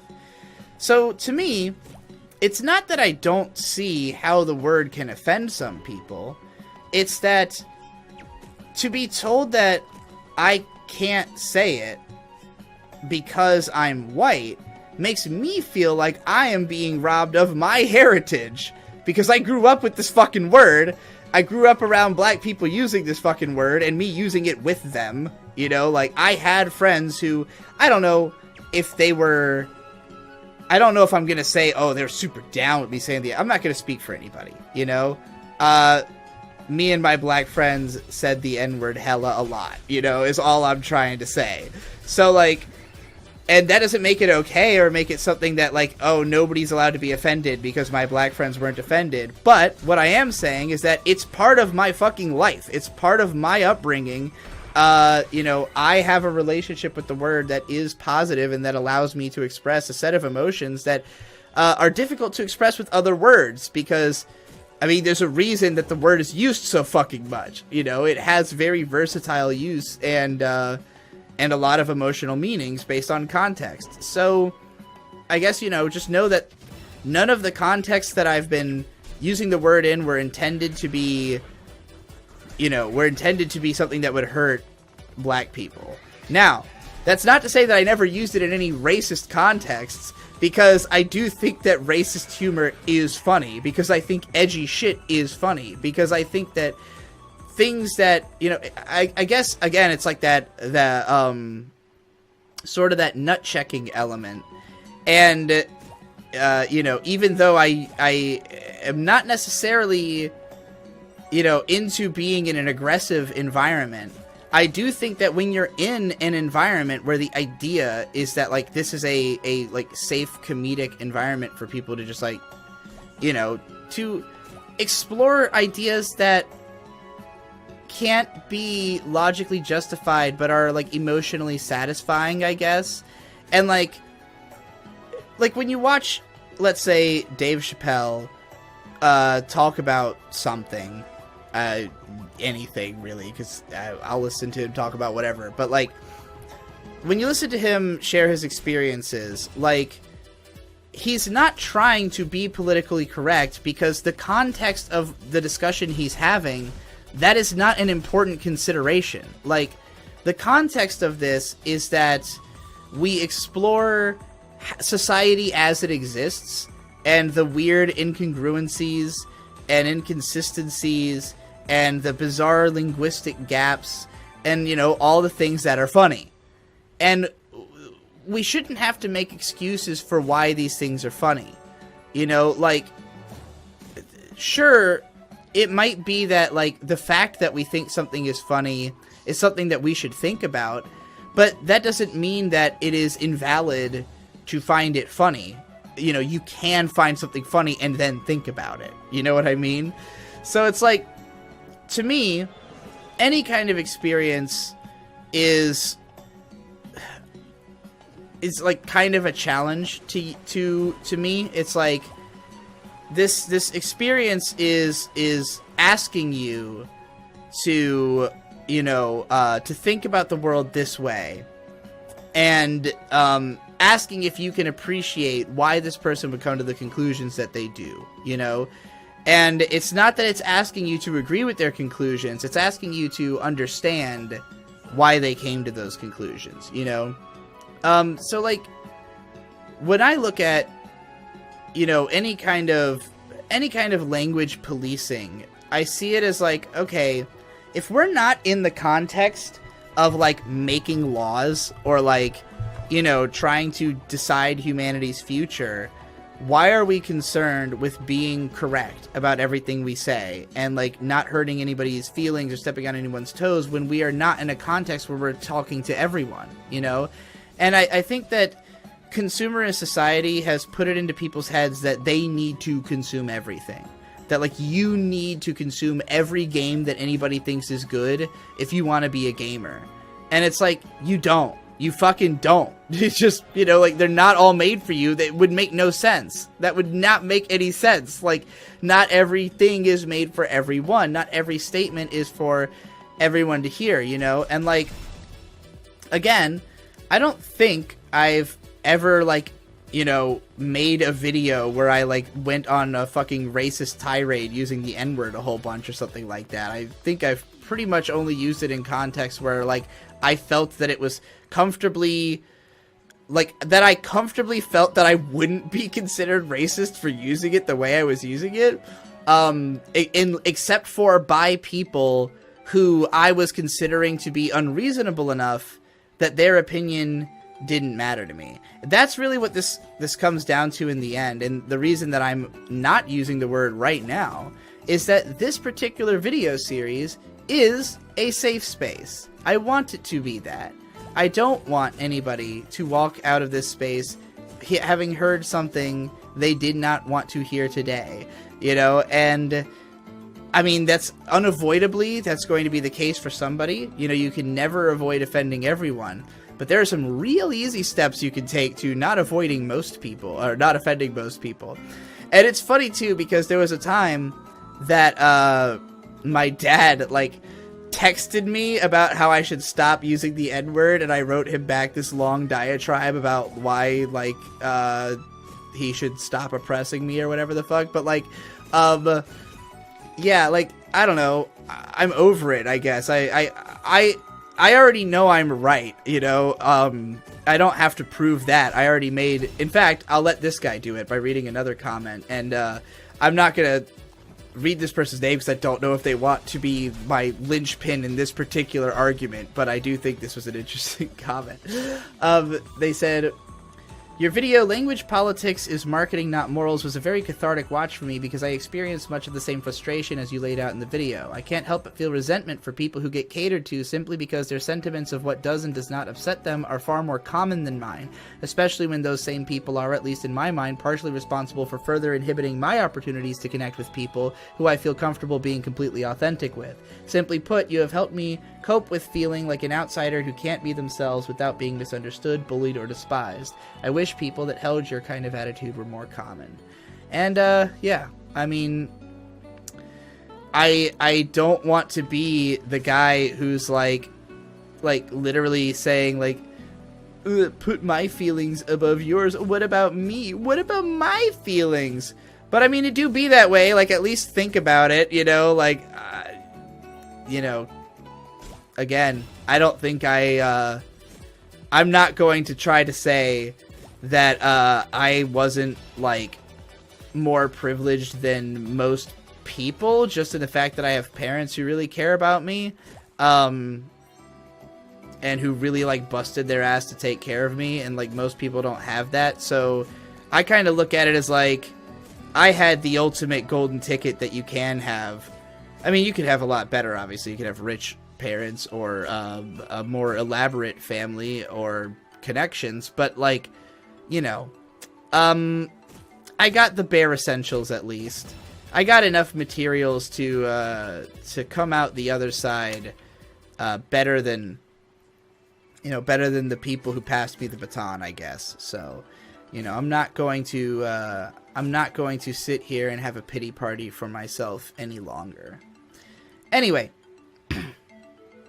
what is this comment? Okay. "Hey Digi, I've always related to your patterns of thought, but it wasn't until Lateralis that I realized how much I think in that similar lateral style, which is likely why I'm still around. But what I don't relate to is participation online as a relationship. The parasocial nature is never far from my mind. Why would you care what I have to say? I actually prefer the one-to-one relationships that you, I believe, described as causing you discomfort during a certain point in your life. By comparison, commenting gives me anxiety. I don't have a ton of those relationships, but they're what I actually want. For the same reason I like listening to you just talk for a while. I enjoy hearing someone introspect deeply, and I relate to your thinking to a point that it hardly matters what you talk about. Not to say I always reach the same conclusions, but I always enjoy the analysis. Anyway, I comment because you explicitly said you read them. This content is good. Analysis content is good." Okay, this is interesting, because I most prefer offline one-to-one interactions. I consider, like, you know, most of the meaningful interactions I have to be that way, and, like, there's a reason I love doing podcasts with, like, people who come over to my house, because, like, being, like, totally immersed in, like, this person's, like, mannerisms and who they are, and, like, having that understanding of them from, like, being next to them, and then channeling that into the way I approach talking to them in the podcast, leads to, like, the most interesting content in my mind. You know, like, the most unique conversations that I get to have with people. So, like, I definitely would say that one-to-one interaction is the best, but it's also the most difficult because, like, if you want to have I guess I would say there's high-level and low-level interactions, right?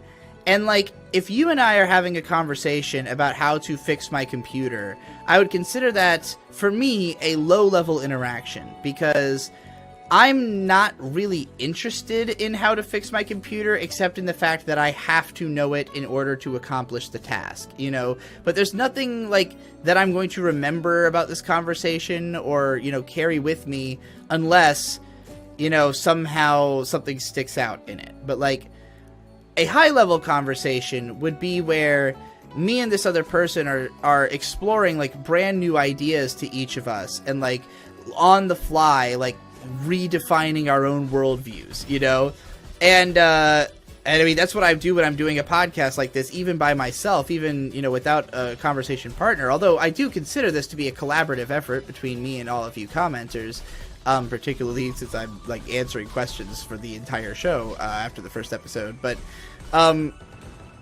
yeah, like it's a matter of like the feeling that, like, ooh, this conversation is, like, helping me make progress in my life or as a human, or, like, understand you and I better and our relationship or what we can get out of interacting with each other, like, those are the things that I find most interesting in an interaction, So, like, the only way you get to have a high-level interaction is if you can bypass all of the low-level interaction that would occur if you don't really understand each other well.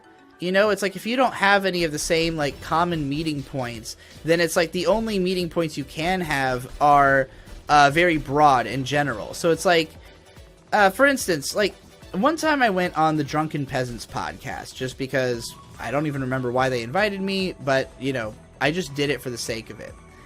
And they seemed to appreciate having me as a guest and had invited me to come back. But I had really gotten nothing out of it because just the conversations they were having, I was capable of participating in. But for me, they were not conversations I was interested in having. Like, I just don't care. And, like, I don't, like, I don't understand the personality of the show well enough or, like, really connect with the co-host well enough because we don't have enough common interests for me to have what for me would be a high-level conversation. Whereas if I talk to Econ or Don Jolly, like in the podcast I did with them, then I'm going to have a very high-level conversation about whatever topic it is, because, we're very much on the same page. We come from similar backgrounds. We have similar worldviews, similar projected outcomes from, like, what we expect of things that happen, So, like, yeah, like, I guess that whereas those kind of high-level conversations are the best, and they are best had in real life because there is so much more information to read off of, they also are the least common in real life because it's so hard to, surround yourself with people who you can have high-level conversation with, unless, like, you would just enjoy the level of conversation you're, like, when I say high level, I just mean, like, for you. Not that, like, it's, like, this hyper-intellectual conversation, but, like, high level of personal, emotional investment is what I mean to say. So, if you struggle to find high-level interactions in your everyday life, then you will look for them on the internet. And what I love about the internet is that and particularly about this format of comment and response, is that it gives you time to fully think about what you're trying to say and how you want to respond. And, like, so somebody had asked why I don't do this show as a live stream, because then I would have a more active back and forth with the chatters. But, like, if I was doing a live stream on this channel to the same scope of audience that I am, by talking to the commenters, there were 450 or so comments on episode 1, right? So that's 450 unique perspectives that, if they were all watching me in a chat, would all be competing for my time, because I only can read as many messages as I can in the span of this of this thing. And so, like, while it's not impossible for people to ask me more fleshed out questions and for us to have a back and forth, this format, like, people are writing several page long comments that are, like, deep and involved, and I'm giving hour-long answers that then get responses that I can then respond to. So it's like, at this level, every interaction we have is as high level as it can get, because we're taking the time to prune out all the low-level elements of the conversation, or they're being incorporated into a full package. Like, generally, if you write a full paragraph, I have enough sense of your perspective, even if just from your writing style, to understand how I'm supposed to answer this question, you know? And so it's like, for me, responding to my comments is difficult when they are not giving me enough context, because, again, like, if I talk to you in person, I would get your facial cues, I would get, like, the sense of who you are by how you look. There's all kinds of things that I would know about you that I don't know, you know, in text form. But, you know, through writing enough of it that I get a sense of what you're trying to ask me at the very least, then I can answer the question more effectively, you know? So it's like, I want to do this series in a way that encourages people to write, like, thought out, lengthier responses, because even if you and I met in person and we weren't capable of having a higher level conversation because of the fact that, like, we don't have enough common ground, through this format, you can specifically select, you know, like, detailed things that you want to interact with me about, and I can respond. So, like, we'll get to in a bit a question about, like, parasocial or I guess you were the one who asked about that, right? The parasocial element that you said, like, you can't help but feel that in the online interactions.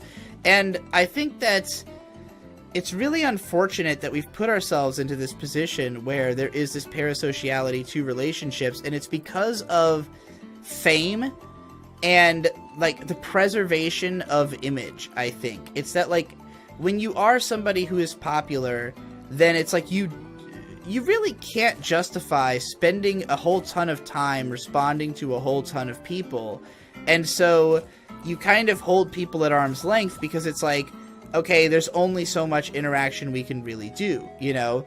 But, like, for me, like, a series like this is not parasocial, it's a constructive relationship. It's like, there are goals for both parties involved in it, you know? Like, you write to try to make me understand something, or to try to, you know, create a question that I can then use to expand your understanding with my answer, you know? Like, it's a cooperative task that we're doing together, not simply, you know, you listening to me and then, you know, feeling like, oh wow, like, I want to be friends with Digi Bro. It's like, well, in the limited capacity that we are capable, we can be friends, you know? But, like, these are parameters through which I can be friends with an amount of people that is manageable for me.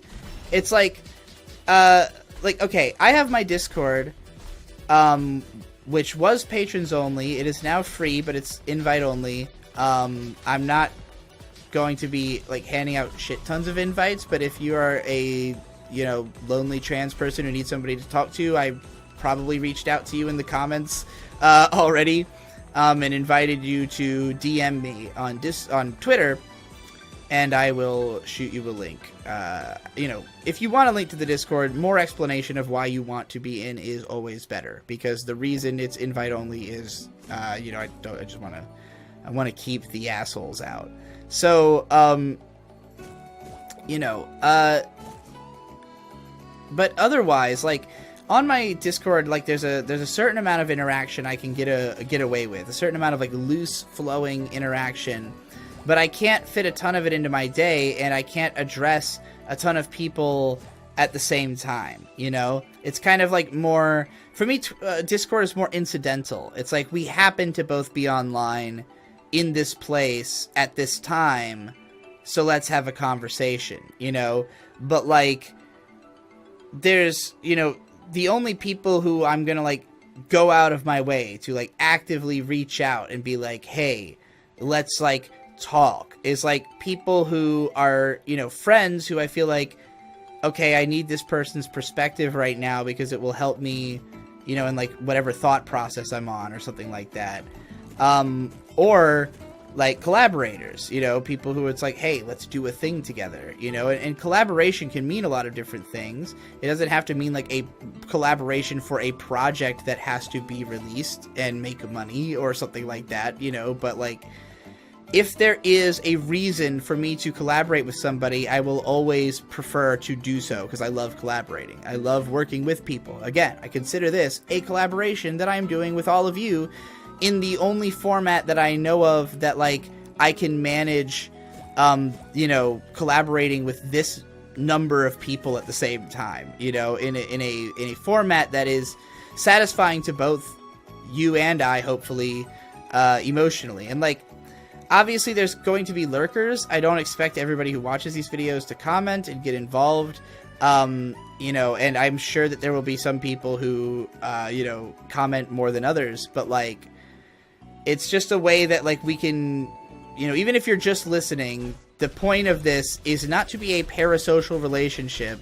Like, I guess what I'm trying to say is that, like, until I know that you are an asshole, I have no reason to believe it and will not assume it.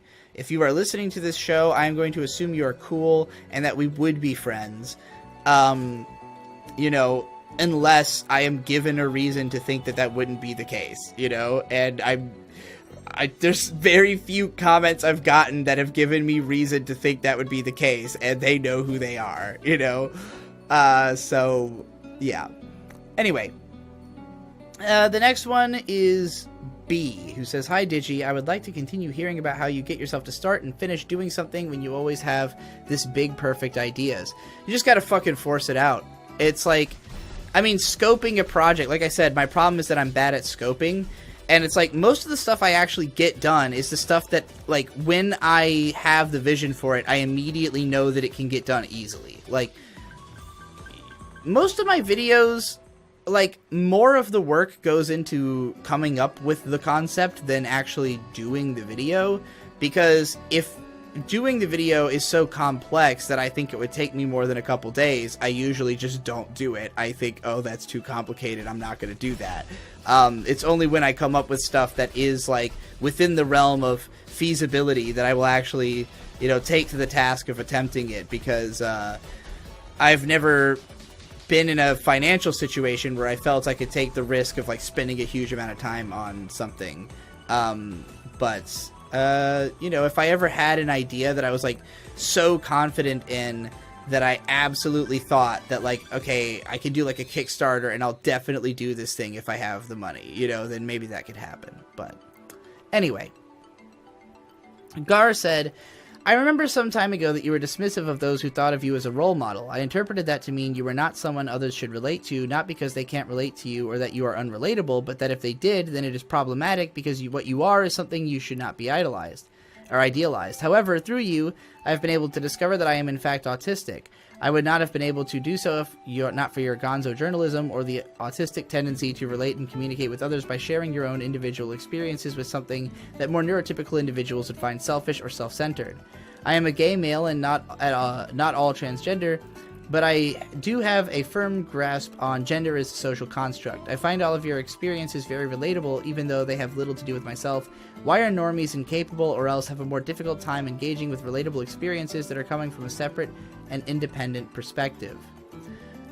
Just simply because, like, I think in a normie's mind, it's like, if you even have a, like, such an altered perspective, then there is no way that you could be similar enough to them that you could relate to each other. Like, I mean, there are some people who work under the assumption that everyone is ultimately going for the same goals and that we are all pretty similar to each other. And then there are people who work under the assumption that people are just fundamentally different and that, you know, like, the people that they don't know are trying to do something different. Like, they have different motives, they have different end goals, and so, like, if you seem like somebody who is different, then they perceive that as, oh, well, you have a different end goal from me because you're not part of my clan. I cannot verify like what you're trying to do with the world, and so I distrust you and think that, you know, you should be eliminated. And that is like the instinctual reaction, you know, that we have to like something we don't comprehend that seems threatening, you know. So yeah, I think it basically comes down to people have to be able to put aside those reactions, like understand that that is what that is, and like, you know, quell those feelings whenever they come up, and like remind yourself of what is, you know, what is logical. Anyway, El Torco says, this image of masculinity is both alien and disgusting to me, and I'm cis as fuck. Truly, gender is the weirdest shit. Yeah, this is, I copied this because of what I was saying earlier about how my conception of maleness had been like, the male is the gun, right? And I was, forgot to build towards this. That when I was in that manic state, I had concluded that, like, to me, the male ideal is one strike, one kill. It is to be like Golgo 13, basically. Like, every move you make is the right move, and like, you only move when you know what the right move is. You know what I mean? Like, when you think of a classic samurai showdown, it's like, or even like a Western showdown. Like, and these are very, you know, romantic male ideas, I guess, of like, you know, there's only one shot, and you have to be the person who takes the best shot, you know? And it has to be because you have the best instincts, because there's no time for you to think. You have to be able to make the right decision immediately. Well, how do you put yourself into a position where you make the right decision immediately? You practice. You practice until you're always making the right decision as quickly as possible, right? So this is how any kind of trade would function. Like, you know, if you want to be a fucking blacksmith, like, you just keep making things until you're really good at making things, and then you make them faster and better every single time, you know? I mean, this is just the path to self-growth in general, but, you know, to me, that is the path of the grind, the path of the, of silencing the emotional in order to pump the muscle of the logic, you know? But when you succeed, like when you make progress, that is when you feel the emotional gratification, you know? That is the big come, if you will. So, like, I think that both men and women are looking for that sort of gratification that comes from, like, you know, realizing your goals. So,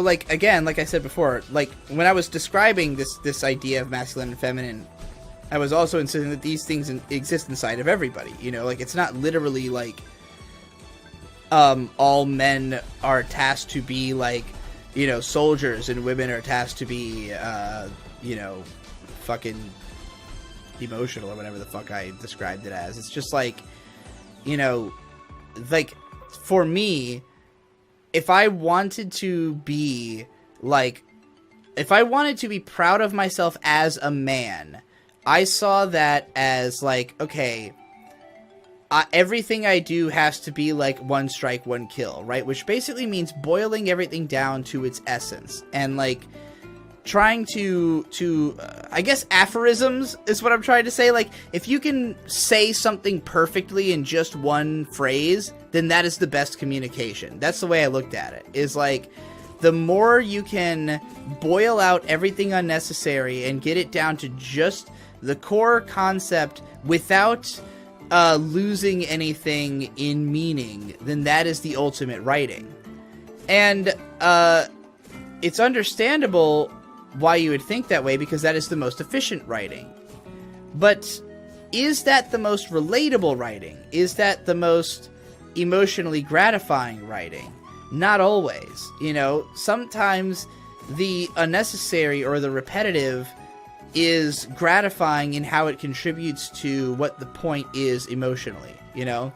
And I obviously had enough grasp of this that I incorporated lots of this into my writing. Obviously, my writing is not purely technical, or else people probably wouldn't love it. In fact, as I clarified, and as people have also re-clarified, yes, what people come to me for is the emotional content of my videos first and foremost, and when that is missing is when the videos suffer and become unpopular. So, you know, I don't know why it was not easy for me to recognize this, or why I would go back and forth and sort of renege on this, other than, again, not relating to what emotionality my audience was picking up on, because to me, my emotions are apparent in like most strongly in stuff like my music, but the aesthetic, it's not the feelings of my music that are repelling people, it's the aesthetic of my music, you know? It's like, if those same feelings were being explored in, say, a long, rambly podcast over Crosscode, they might be received, you know, more easily, because it's a more accessible form of content, particularly with my audience, you know? But these are emotions that I thought I could only express through my music because I couldn't put them into words well enough, when really it's not that I couldn't put them into words, it's that I wasn't willing to try because I was afraid that I would do it wrong.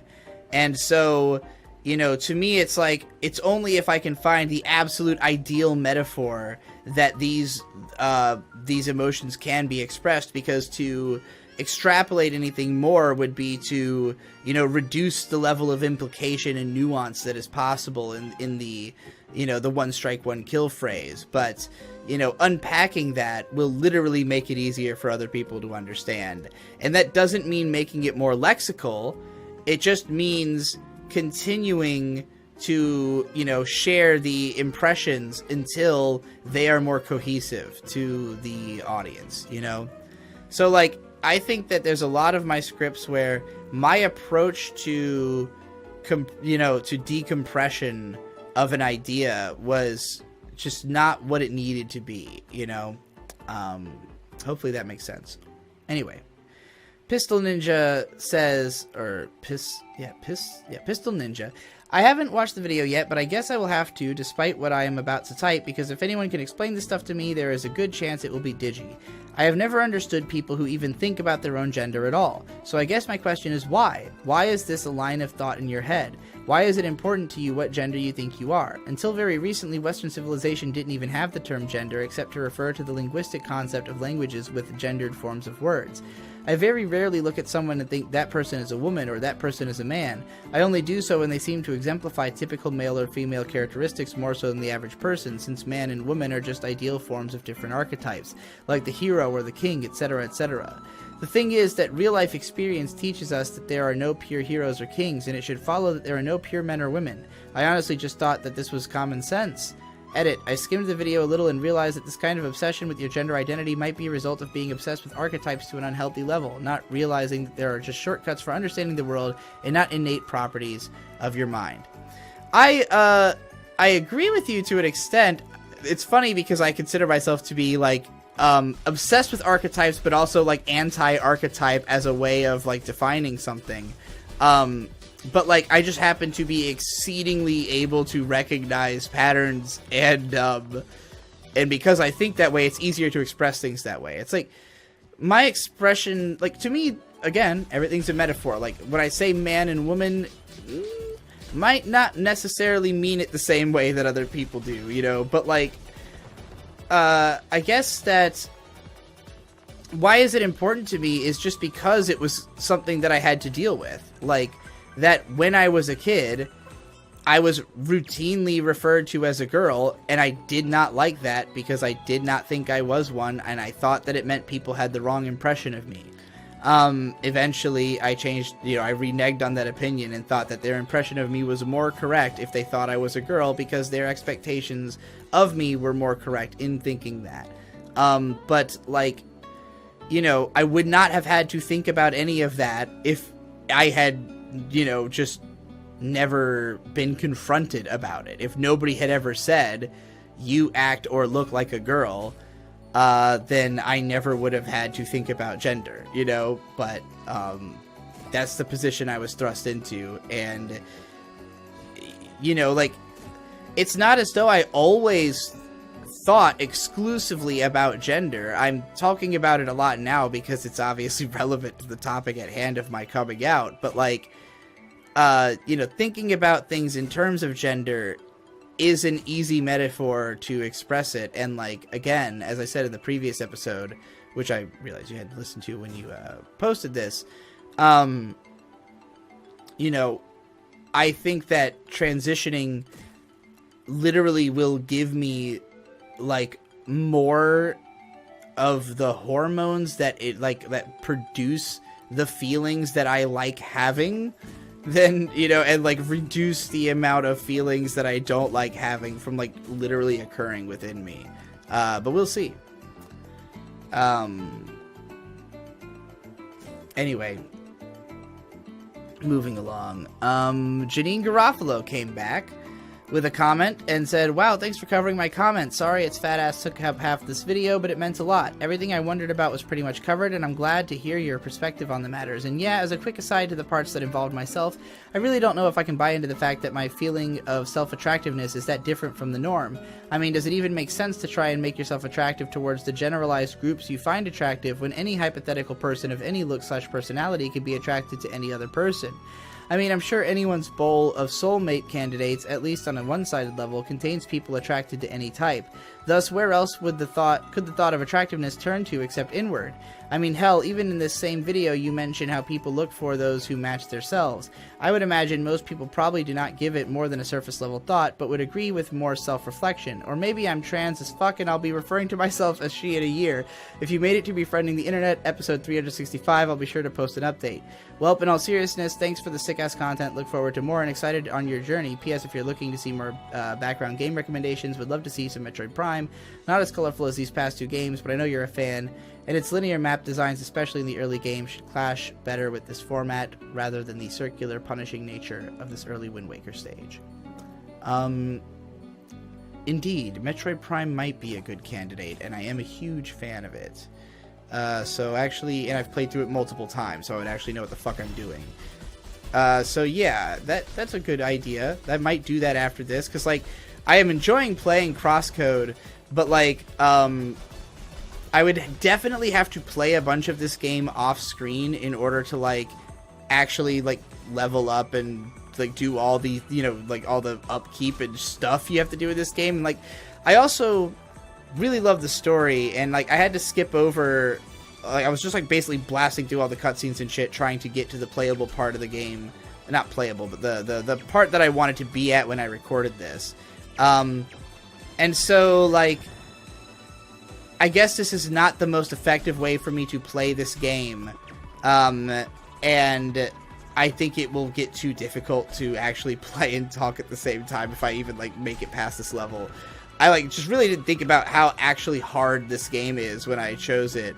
Metroid Prime can be hard. It was hard for me, but I've beaten it several times, as I said, so like it shouldn't be nearly as difficult. And I also might go back to Zelda. I thought about doing Breath of the Wild.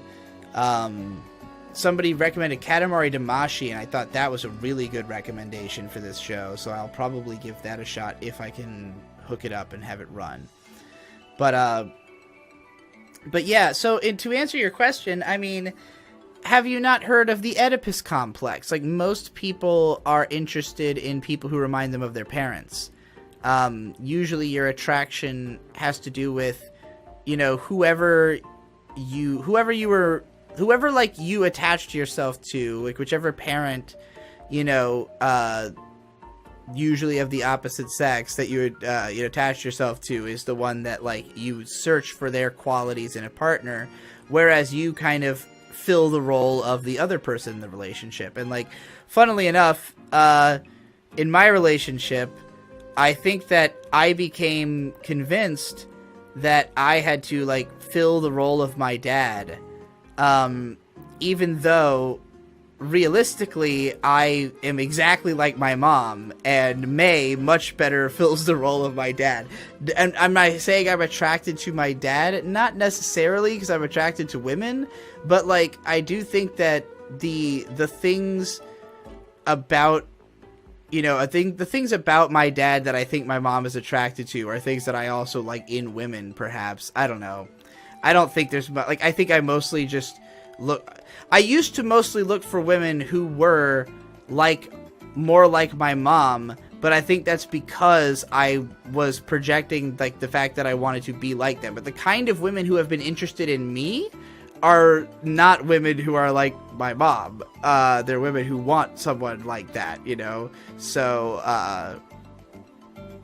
you know, I guess it makes more sense to see it as the other way. And, but, like, so I think, yeah, usually it's, like, parental. It's usually not so much, like, self-attraction. But, I got another really interesting answer to your question in another comment that I just wanted to read because it was fascinating for me and eye-opening in multiple ways. So, this is from MaxSnow24, who says, "Holy shit, I relate to so much of this, lol. I totally do the guilt trip myself for not doing something while still doing, not doing the thing all the fucking time. Maybe that's part of why I feel like a piece of shit so much, Lamau. I also found the thing about finding women attractive and therefore wanting to be a woman interesting because I think a similar phenomenon happens in the gay community, minus the questioning of gender. I think when you are also the same type of thing you are attracted to, it has a tendency to create these body image issues because you can scrutinize how attractive you are just as easily as you can the people you're interested in. I think this is part of why it's common for gay male couples to look similar. It's not necessarily narcissism as much as it is that this is the kind of man I find attractive, I want to be attractive myself, and I am also a man, therefore I will try to look like that. Probably the most enlightening thing, though, was the part about just wanting to find someone you like and just doing whatever you have to do to be with that person, and I am nothing, I need to be with someone for me. For the longest time, that's pretty much all I've wanted, much to the detriment of any other prospects I might have, and I actually almost had that, but I suppressed my love for this guy because I thought it was cringe, but it seems like if I'd just been honest up front, I could have possibly had something close to what I'd wanted, but since I suppressed that part of myself, I kinda lost my chance. I never considered, though, that maybe he's close to what I want to be, though, which in retrospect makes a lot of sense. I've really struggled with not only the loss of him in my life, but also the loss of the potential life I could have had with him. It wasn't just that I wanted him. I wanted, It wasn't just that I wanted him, I wanted to live where he lived, I wanted his house, his friends, his charisma, his talent. I've never really framed my like, single-minded devotion to him as me wanting to basically be him. I'll have to think about that some more. Part of the reason that I was so focused on him, though, was he's probably the closest person to seeing the completely unfiltered me. Even though I did hide that I loved him, I basically never feel like I can be completely myself, and I'm constantly doing what you said and suppressing the parts of me that I feel are cringe. That's probably part of why characters like Hanekawa and Nadeko resonate with me so well. IDK, sorry for the wall of text, but thanks for giving me some stuff to think about. So yeah, I thought that was mega interesting. I'd never heard that about gay couples, that they tend to look alike. But May and I are a lesbian couple, and we look alike.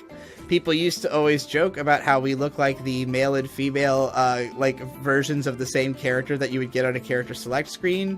You know, the further we drift in towards the middle, the more we will just look exactly the same. But like, not that I have like the same fashion choices that she does or anything, or that I would necessarily carry myself the same way.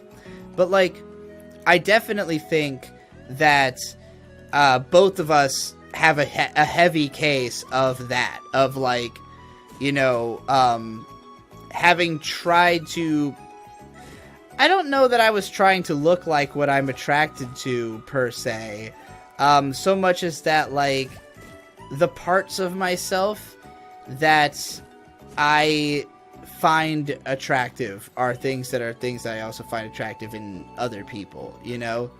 And so, like, you know, whichever parts of May and I are similar, I guess, are probably the parts that I am attracted to about myself, you know?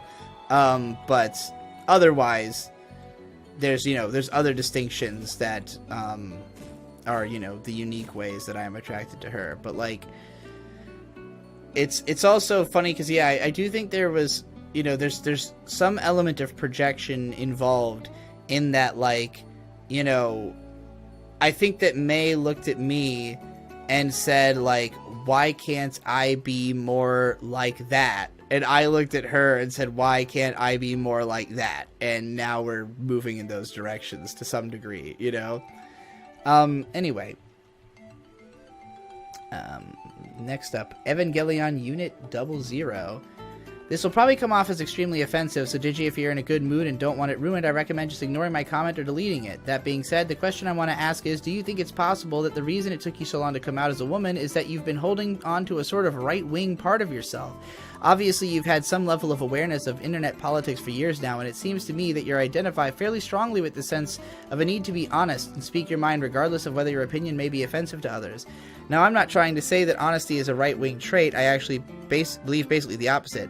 But I think it's generally fair to say that with regards to trans issues, the internet right usually dismiss the notion of gender identity on the basis that it's supposedly an embracing of what one feels to be true rather than what is actually true. Of course, I disagree with the right on this, and I imagine you do as well, but do you think it's possible that your attachment to people on the right, such as Ethan, Ralph, or Mr. Medicare, reflects a part of you that deliberately kept your gender identity locked up inside?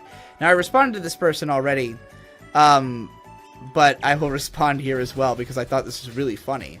I have no attachment to Ethan, Ralph, or Mr. Medicare at all. Neither one of them is a friend. Neither one of them is necessarily someone I, like, respect or admire. They just put on decent shows. Like, I mean, I don't even really like the Ralph retort. May loves it. It's fine sometimes, you know, like, I think Ethan Ralph is a decent guy. Like, I don't think he's an ass. I mean, he's an asshole on his show. I don't think he's necessarily, I don't think he's, like, a bad person, you know? Medicare, I'm less clear on. I don't trust him.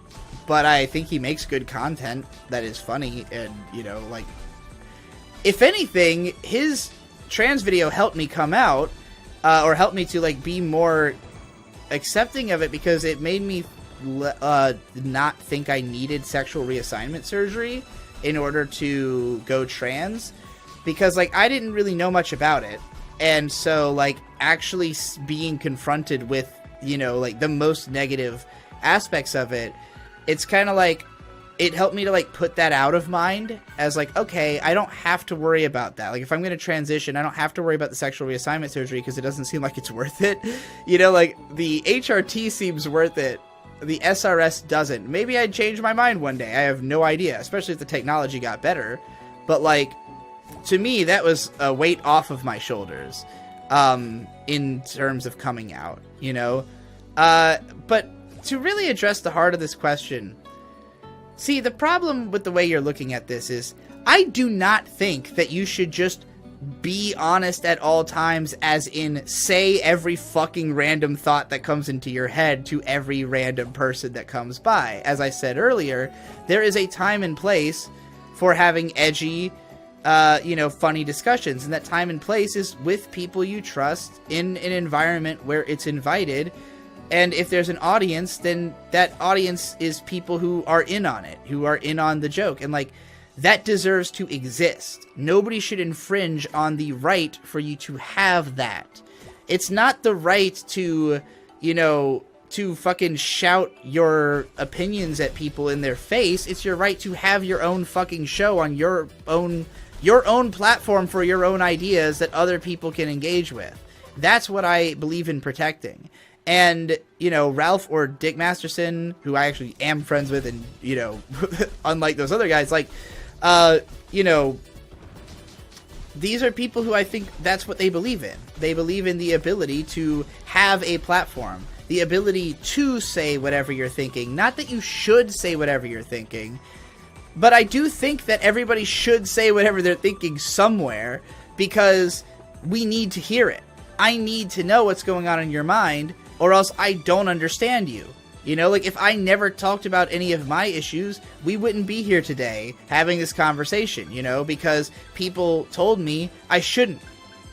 And I know that we all feel like we know what conversations should or shouldn't be had, but, you know, if you stifle a conversation, we don't know where it could have gone. We don't know what it could have led to, you know? We don't know what understandings we could have gotten out of people, but I will tell you, it is a fact that at the core we're all trying to do the same fucking thing. And the sooner we understand that, the sooner we realize that, you know, these environments that exist to be abrasive and edgy, they are not doing it to fuck with you. They are doing it to tell you not to fuck with them. And I do believe in that. But I am not a member of the right wing and never have been. Like, I did not know anything about the right until like 2 or 3 years ago. And it was basically as a result of Trump, because like, okay, you know, I followed Dick Masterson as a result of Biggest Problem in the Universe and then his own show. I always thought he was like, the Trump thing was, I mean, for one, he was mostly doing it because it was funny, and I don't think he really gives a fuck about Trump at all. But like, you know, the idea of even being in support of him was so like mind-bogglingly retarded to me. And like, I literally thought there was no chance he would win. I thought it was completely impossible because that is what the media messaging I was getting was leading me to believe.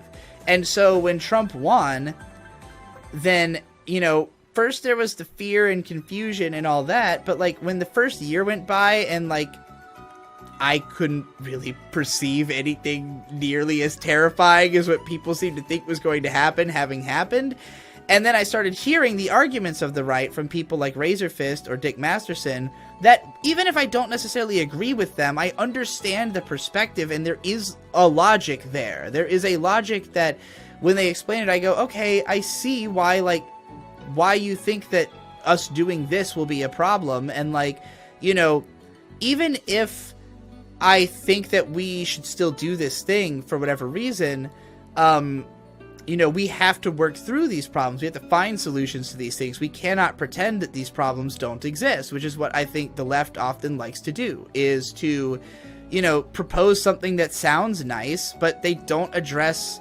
how it will actually be done, you know, like how it can actually work.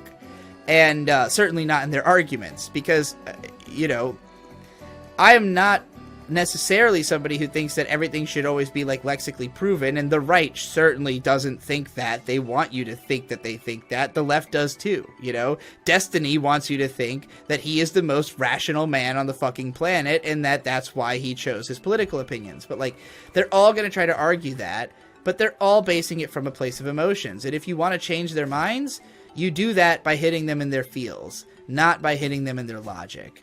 So, you know, that's my tack. Anyway, Modalisk says, you rightly point out that it's bad to focus on your haters because they only represent a vocal minority. Do you think it's also bad to focus on your lovers, the hardcore Digi heads? While they're individually more likely to contribute to you, it's still the silent majority of casual fans who will support your fame.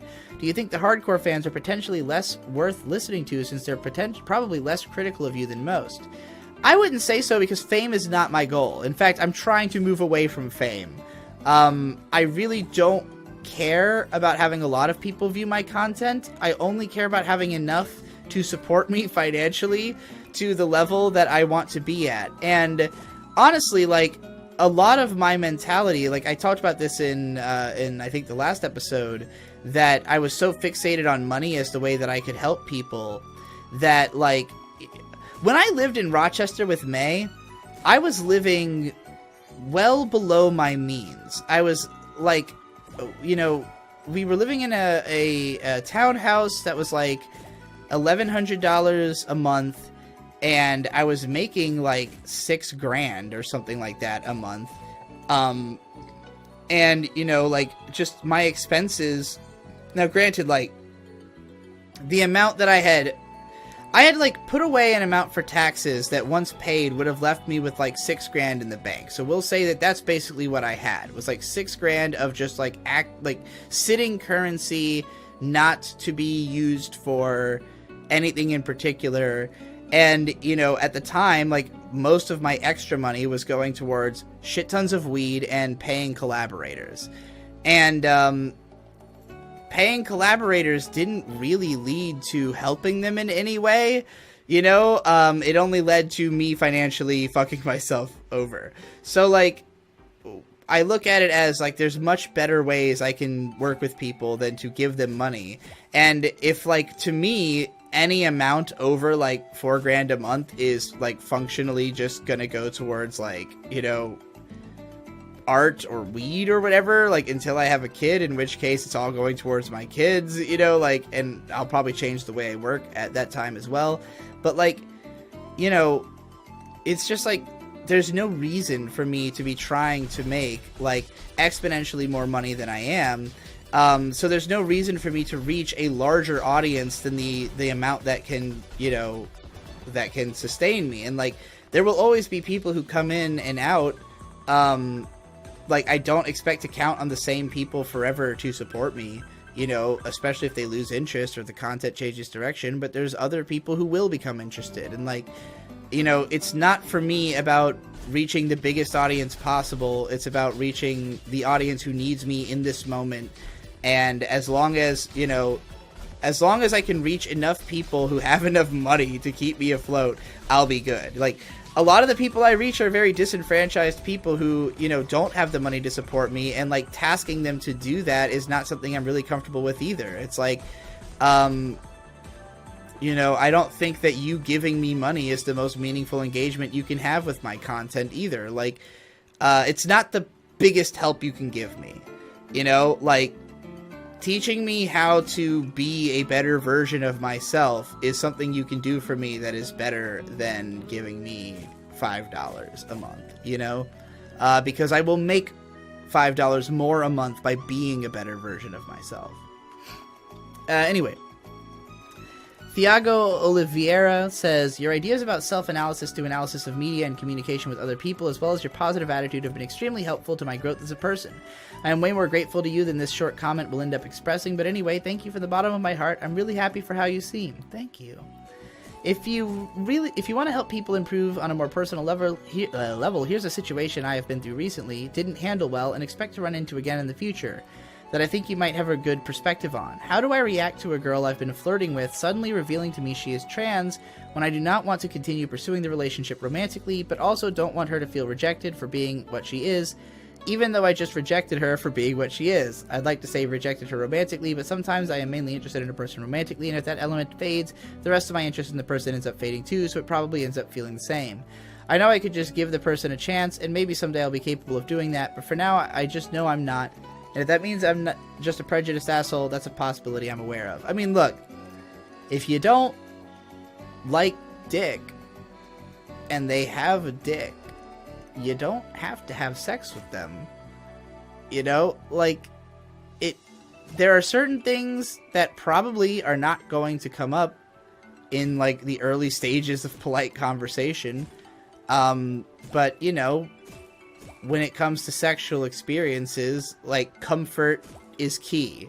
If you are going to not be comfortable with you know, having to deal with male genitalia, then, you know, don't put yourself out of your comfort zone unless you are willing to challenge yourself, I guess, you know? Like, I'm not going to discourage you from taking this challenge, because obviously you were attracted to this girl in the first place. Maybe the dick won't be that big of a deal. You know,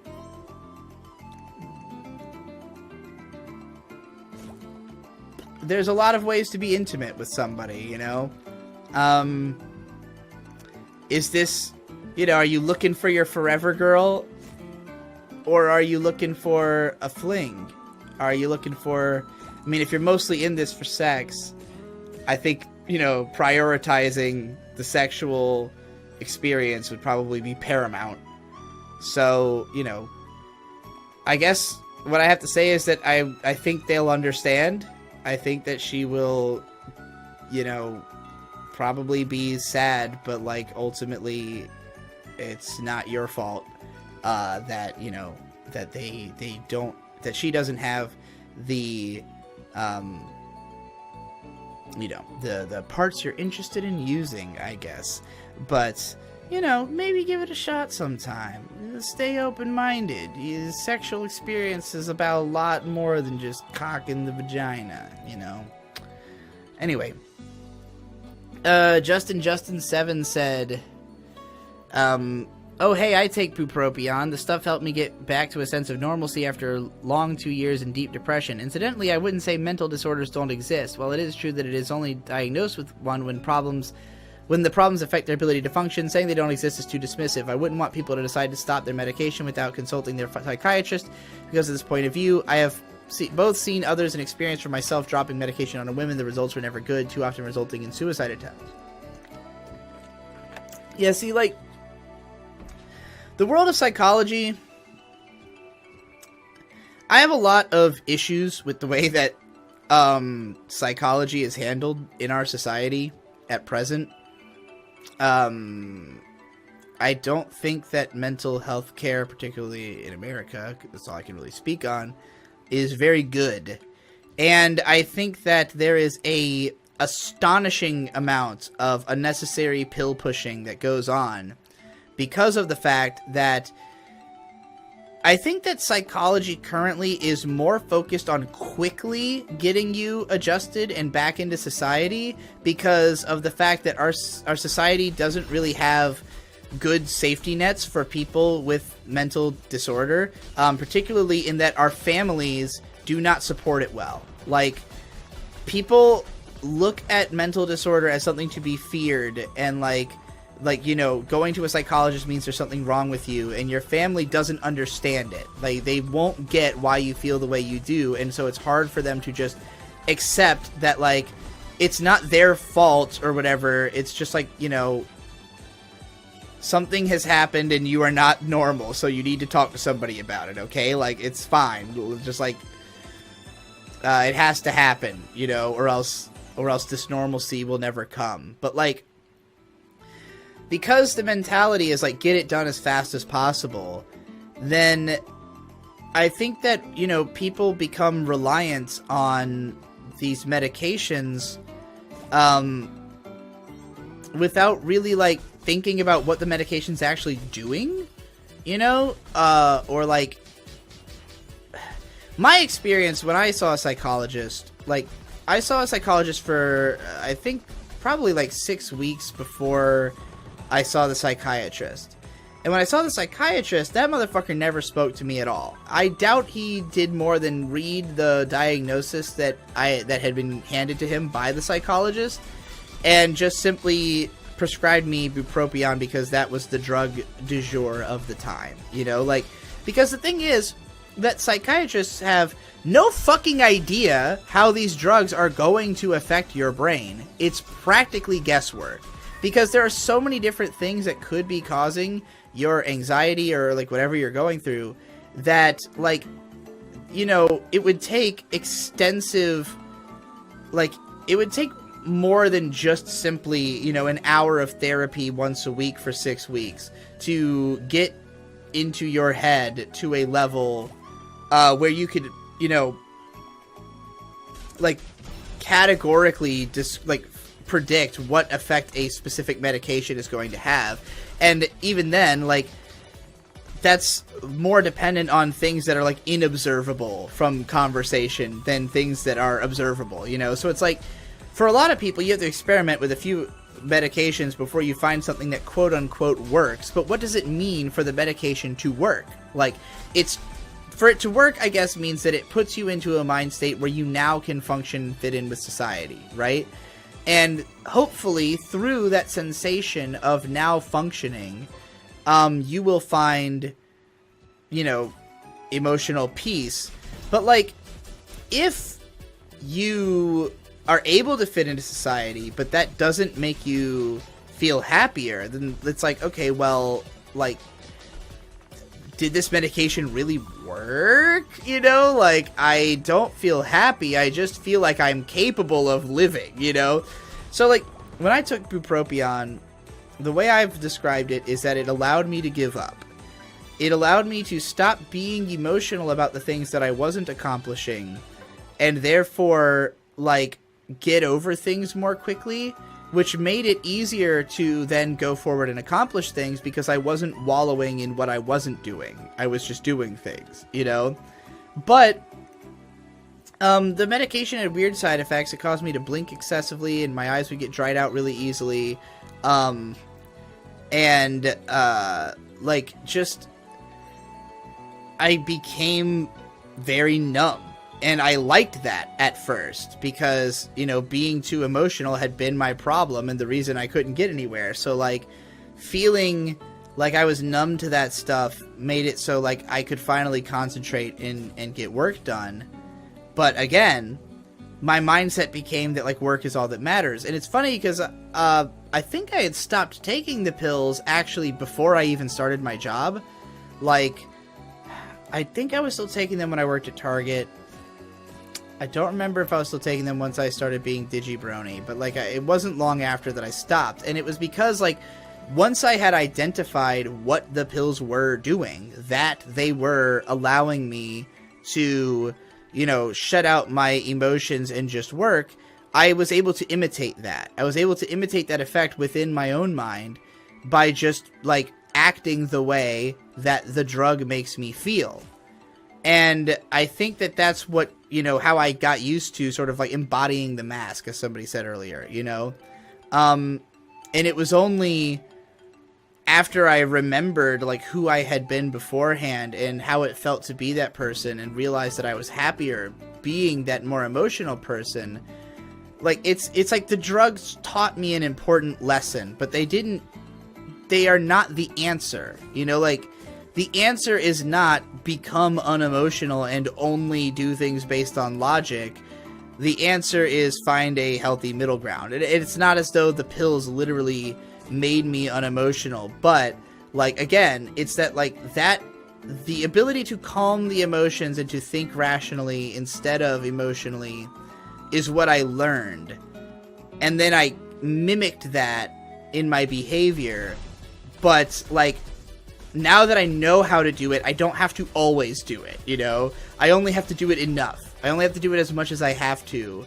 And how much I have to is something that can be very flexible, depending on context, you know?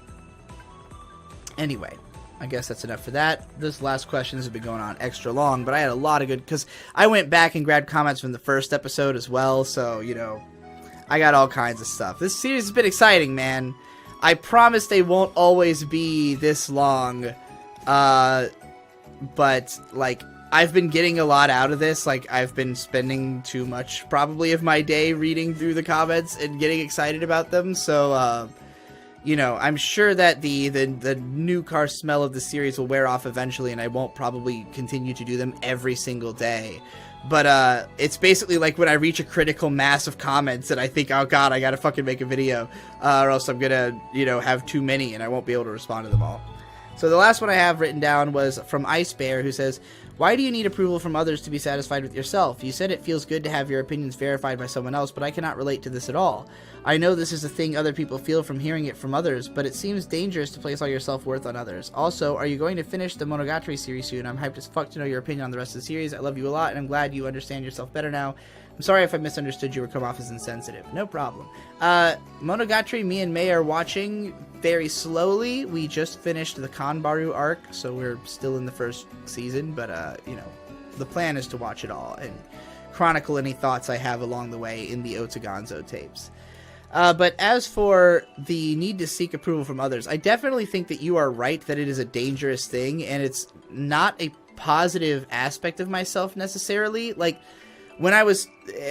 this is another problem of, like, talking in circles and not always closing your loops, because when I was talking about that on that episode, I was kind of trying to get to the fact that this was a wrong-headed mentality. That, like, me deciding that, like, oh, I only have value if other people tell me that the thing I'm doing is valuable, comes as a result of not having a strong enough sense of personal values. Like, when you feel like you are not sure what is right, then it's like, it's hard to feel like you're ever doing the right thing, you know, because you feel like, well, I don't know what the right thing is. I don't know ultimately if what I'm doing is more beneficial or more of a detriment, because, like, I don't have strong enough feelings one way or the other to guide my judgment, you know?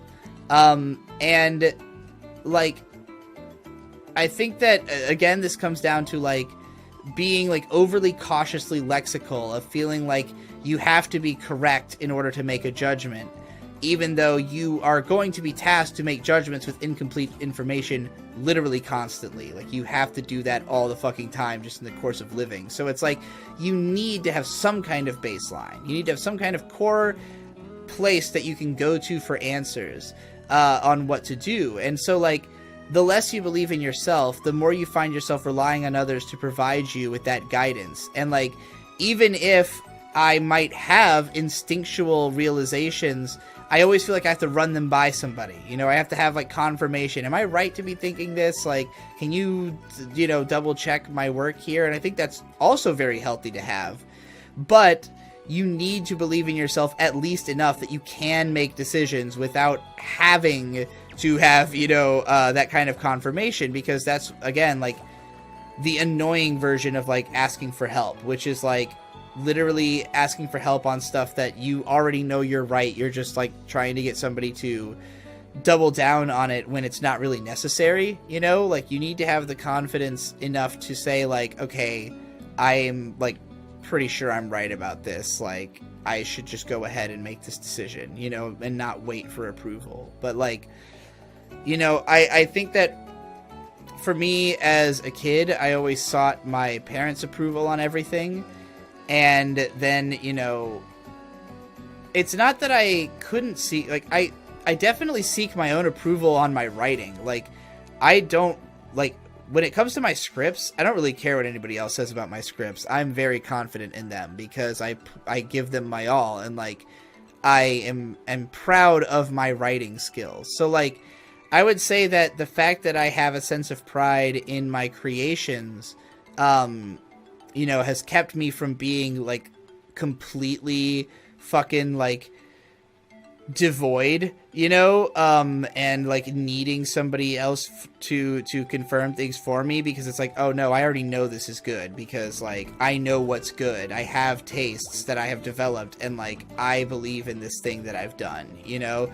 But, like, having more deep, like, maybe political opinions, or, like, a deeper sense of, like, you know, your own moral justice of, like, what do I think is actually right?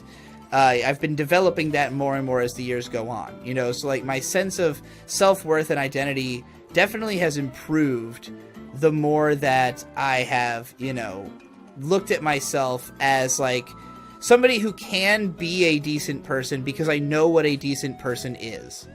And I, you know, was not confident about that before. So it's like, when you don't think you know what a decent person is, you just look for somebody who you think is a decent person and try to be like them, you know? And, like, I think I did that first with Ghost Lightning, but he's a lot older than me. And so, like, as a life model, it was like, you know, he's 15 years older, so I had a good sense of where I wanted to be by the time I was his age, but not a good idea of who I wanted to be on the way there, or, like, who I needed to be to get there. And I kind of figured that out by following Don Jolly, you know, more recently, where watching the way that Don interacts with his community was hugely inspirational to me, because, like, the types of interactions that Don has with, like, the members of Encyclopedia Zone is my comfort zone. Like, the level of sincerity and, like, being edgy and being, like, black-pilled, you know, about society, but being hopeful and being accepting and, you know, wanting to work with people patiently in order to, you know, further a collective sense of progress and happiness. Like, that's what I want. That's what I want to do with my audience. And so when I saw him doing that with no money, then I thought, like, I have no fucking excuse. Like, whatever I've been waiting on as, like, what I need to like, achieve to be able to start helping people is misguided. So, like, what is really missing? Like, why can't I talk to people the way that Don does? And it's like, well, because that would be a really emotionally revealing way of communicating. And, you know, if you were to reveal your emotions, you'd realize you were a woman. So, yeah. That's my thoughts for this episode. this was a lot of interesting fucking questions for me to answer, and all like completely different from one another. Like, there's been tons of stuff that I've thought about to talk about. You know, I'm probably gonna have to do other podcasts and other conversations. You know, I'll probably be on May's stream, which, if you're listening to this, it probably is going on now, or right after this finishes, right when it comes out. So, I mean, it might be already done, in which case you can listen to the VOD. But I think Pedantic Romantic's going to be on there. And so I'll probably be on May's stream. I might do another pub crawl. I'm thinking about that sometime soon, just to get all these fucking thoughts out of my brain.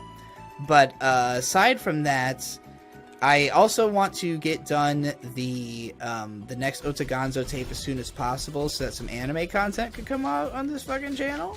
The next one I'm going to do is Why Izaya Needs Celti. So look forward to that. And yeah, that's it.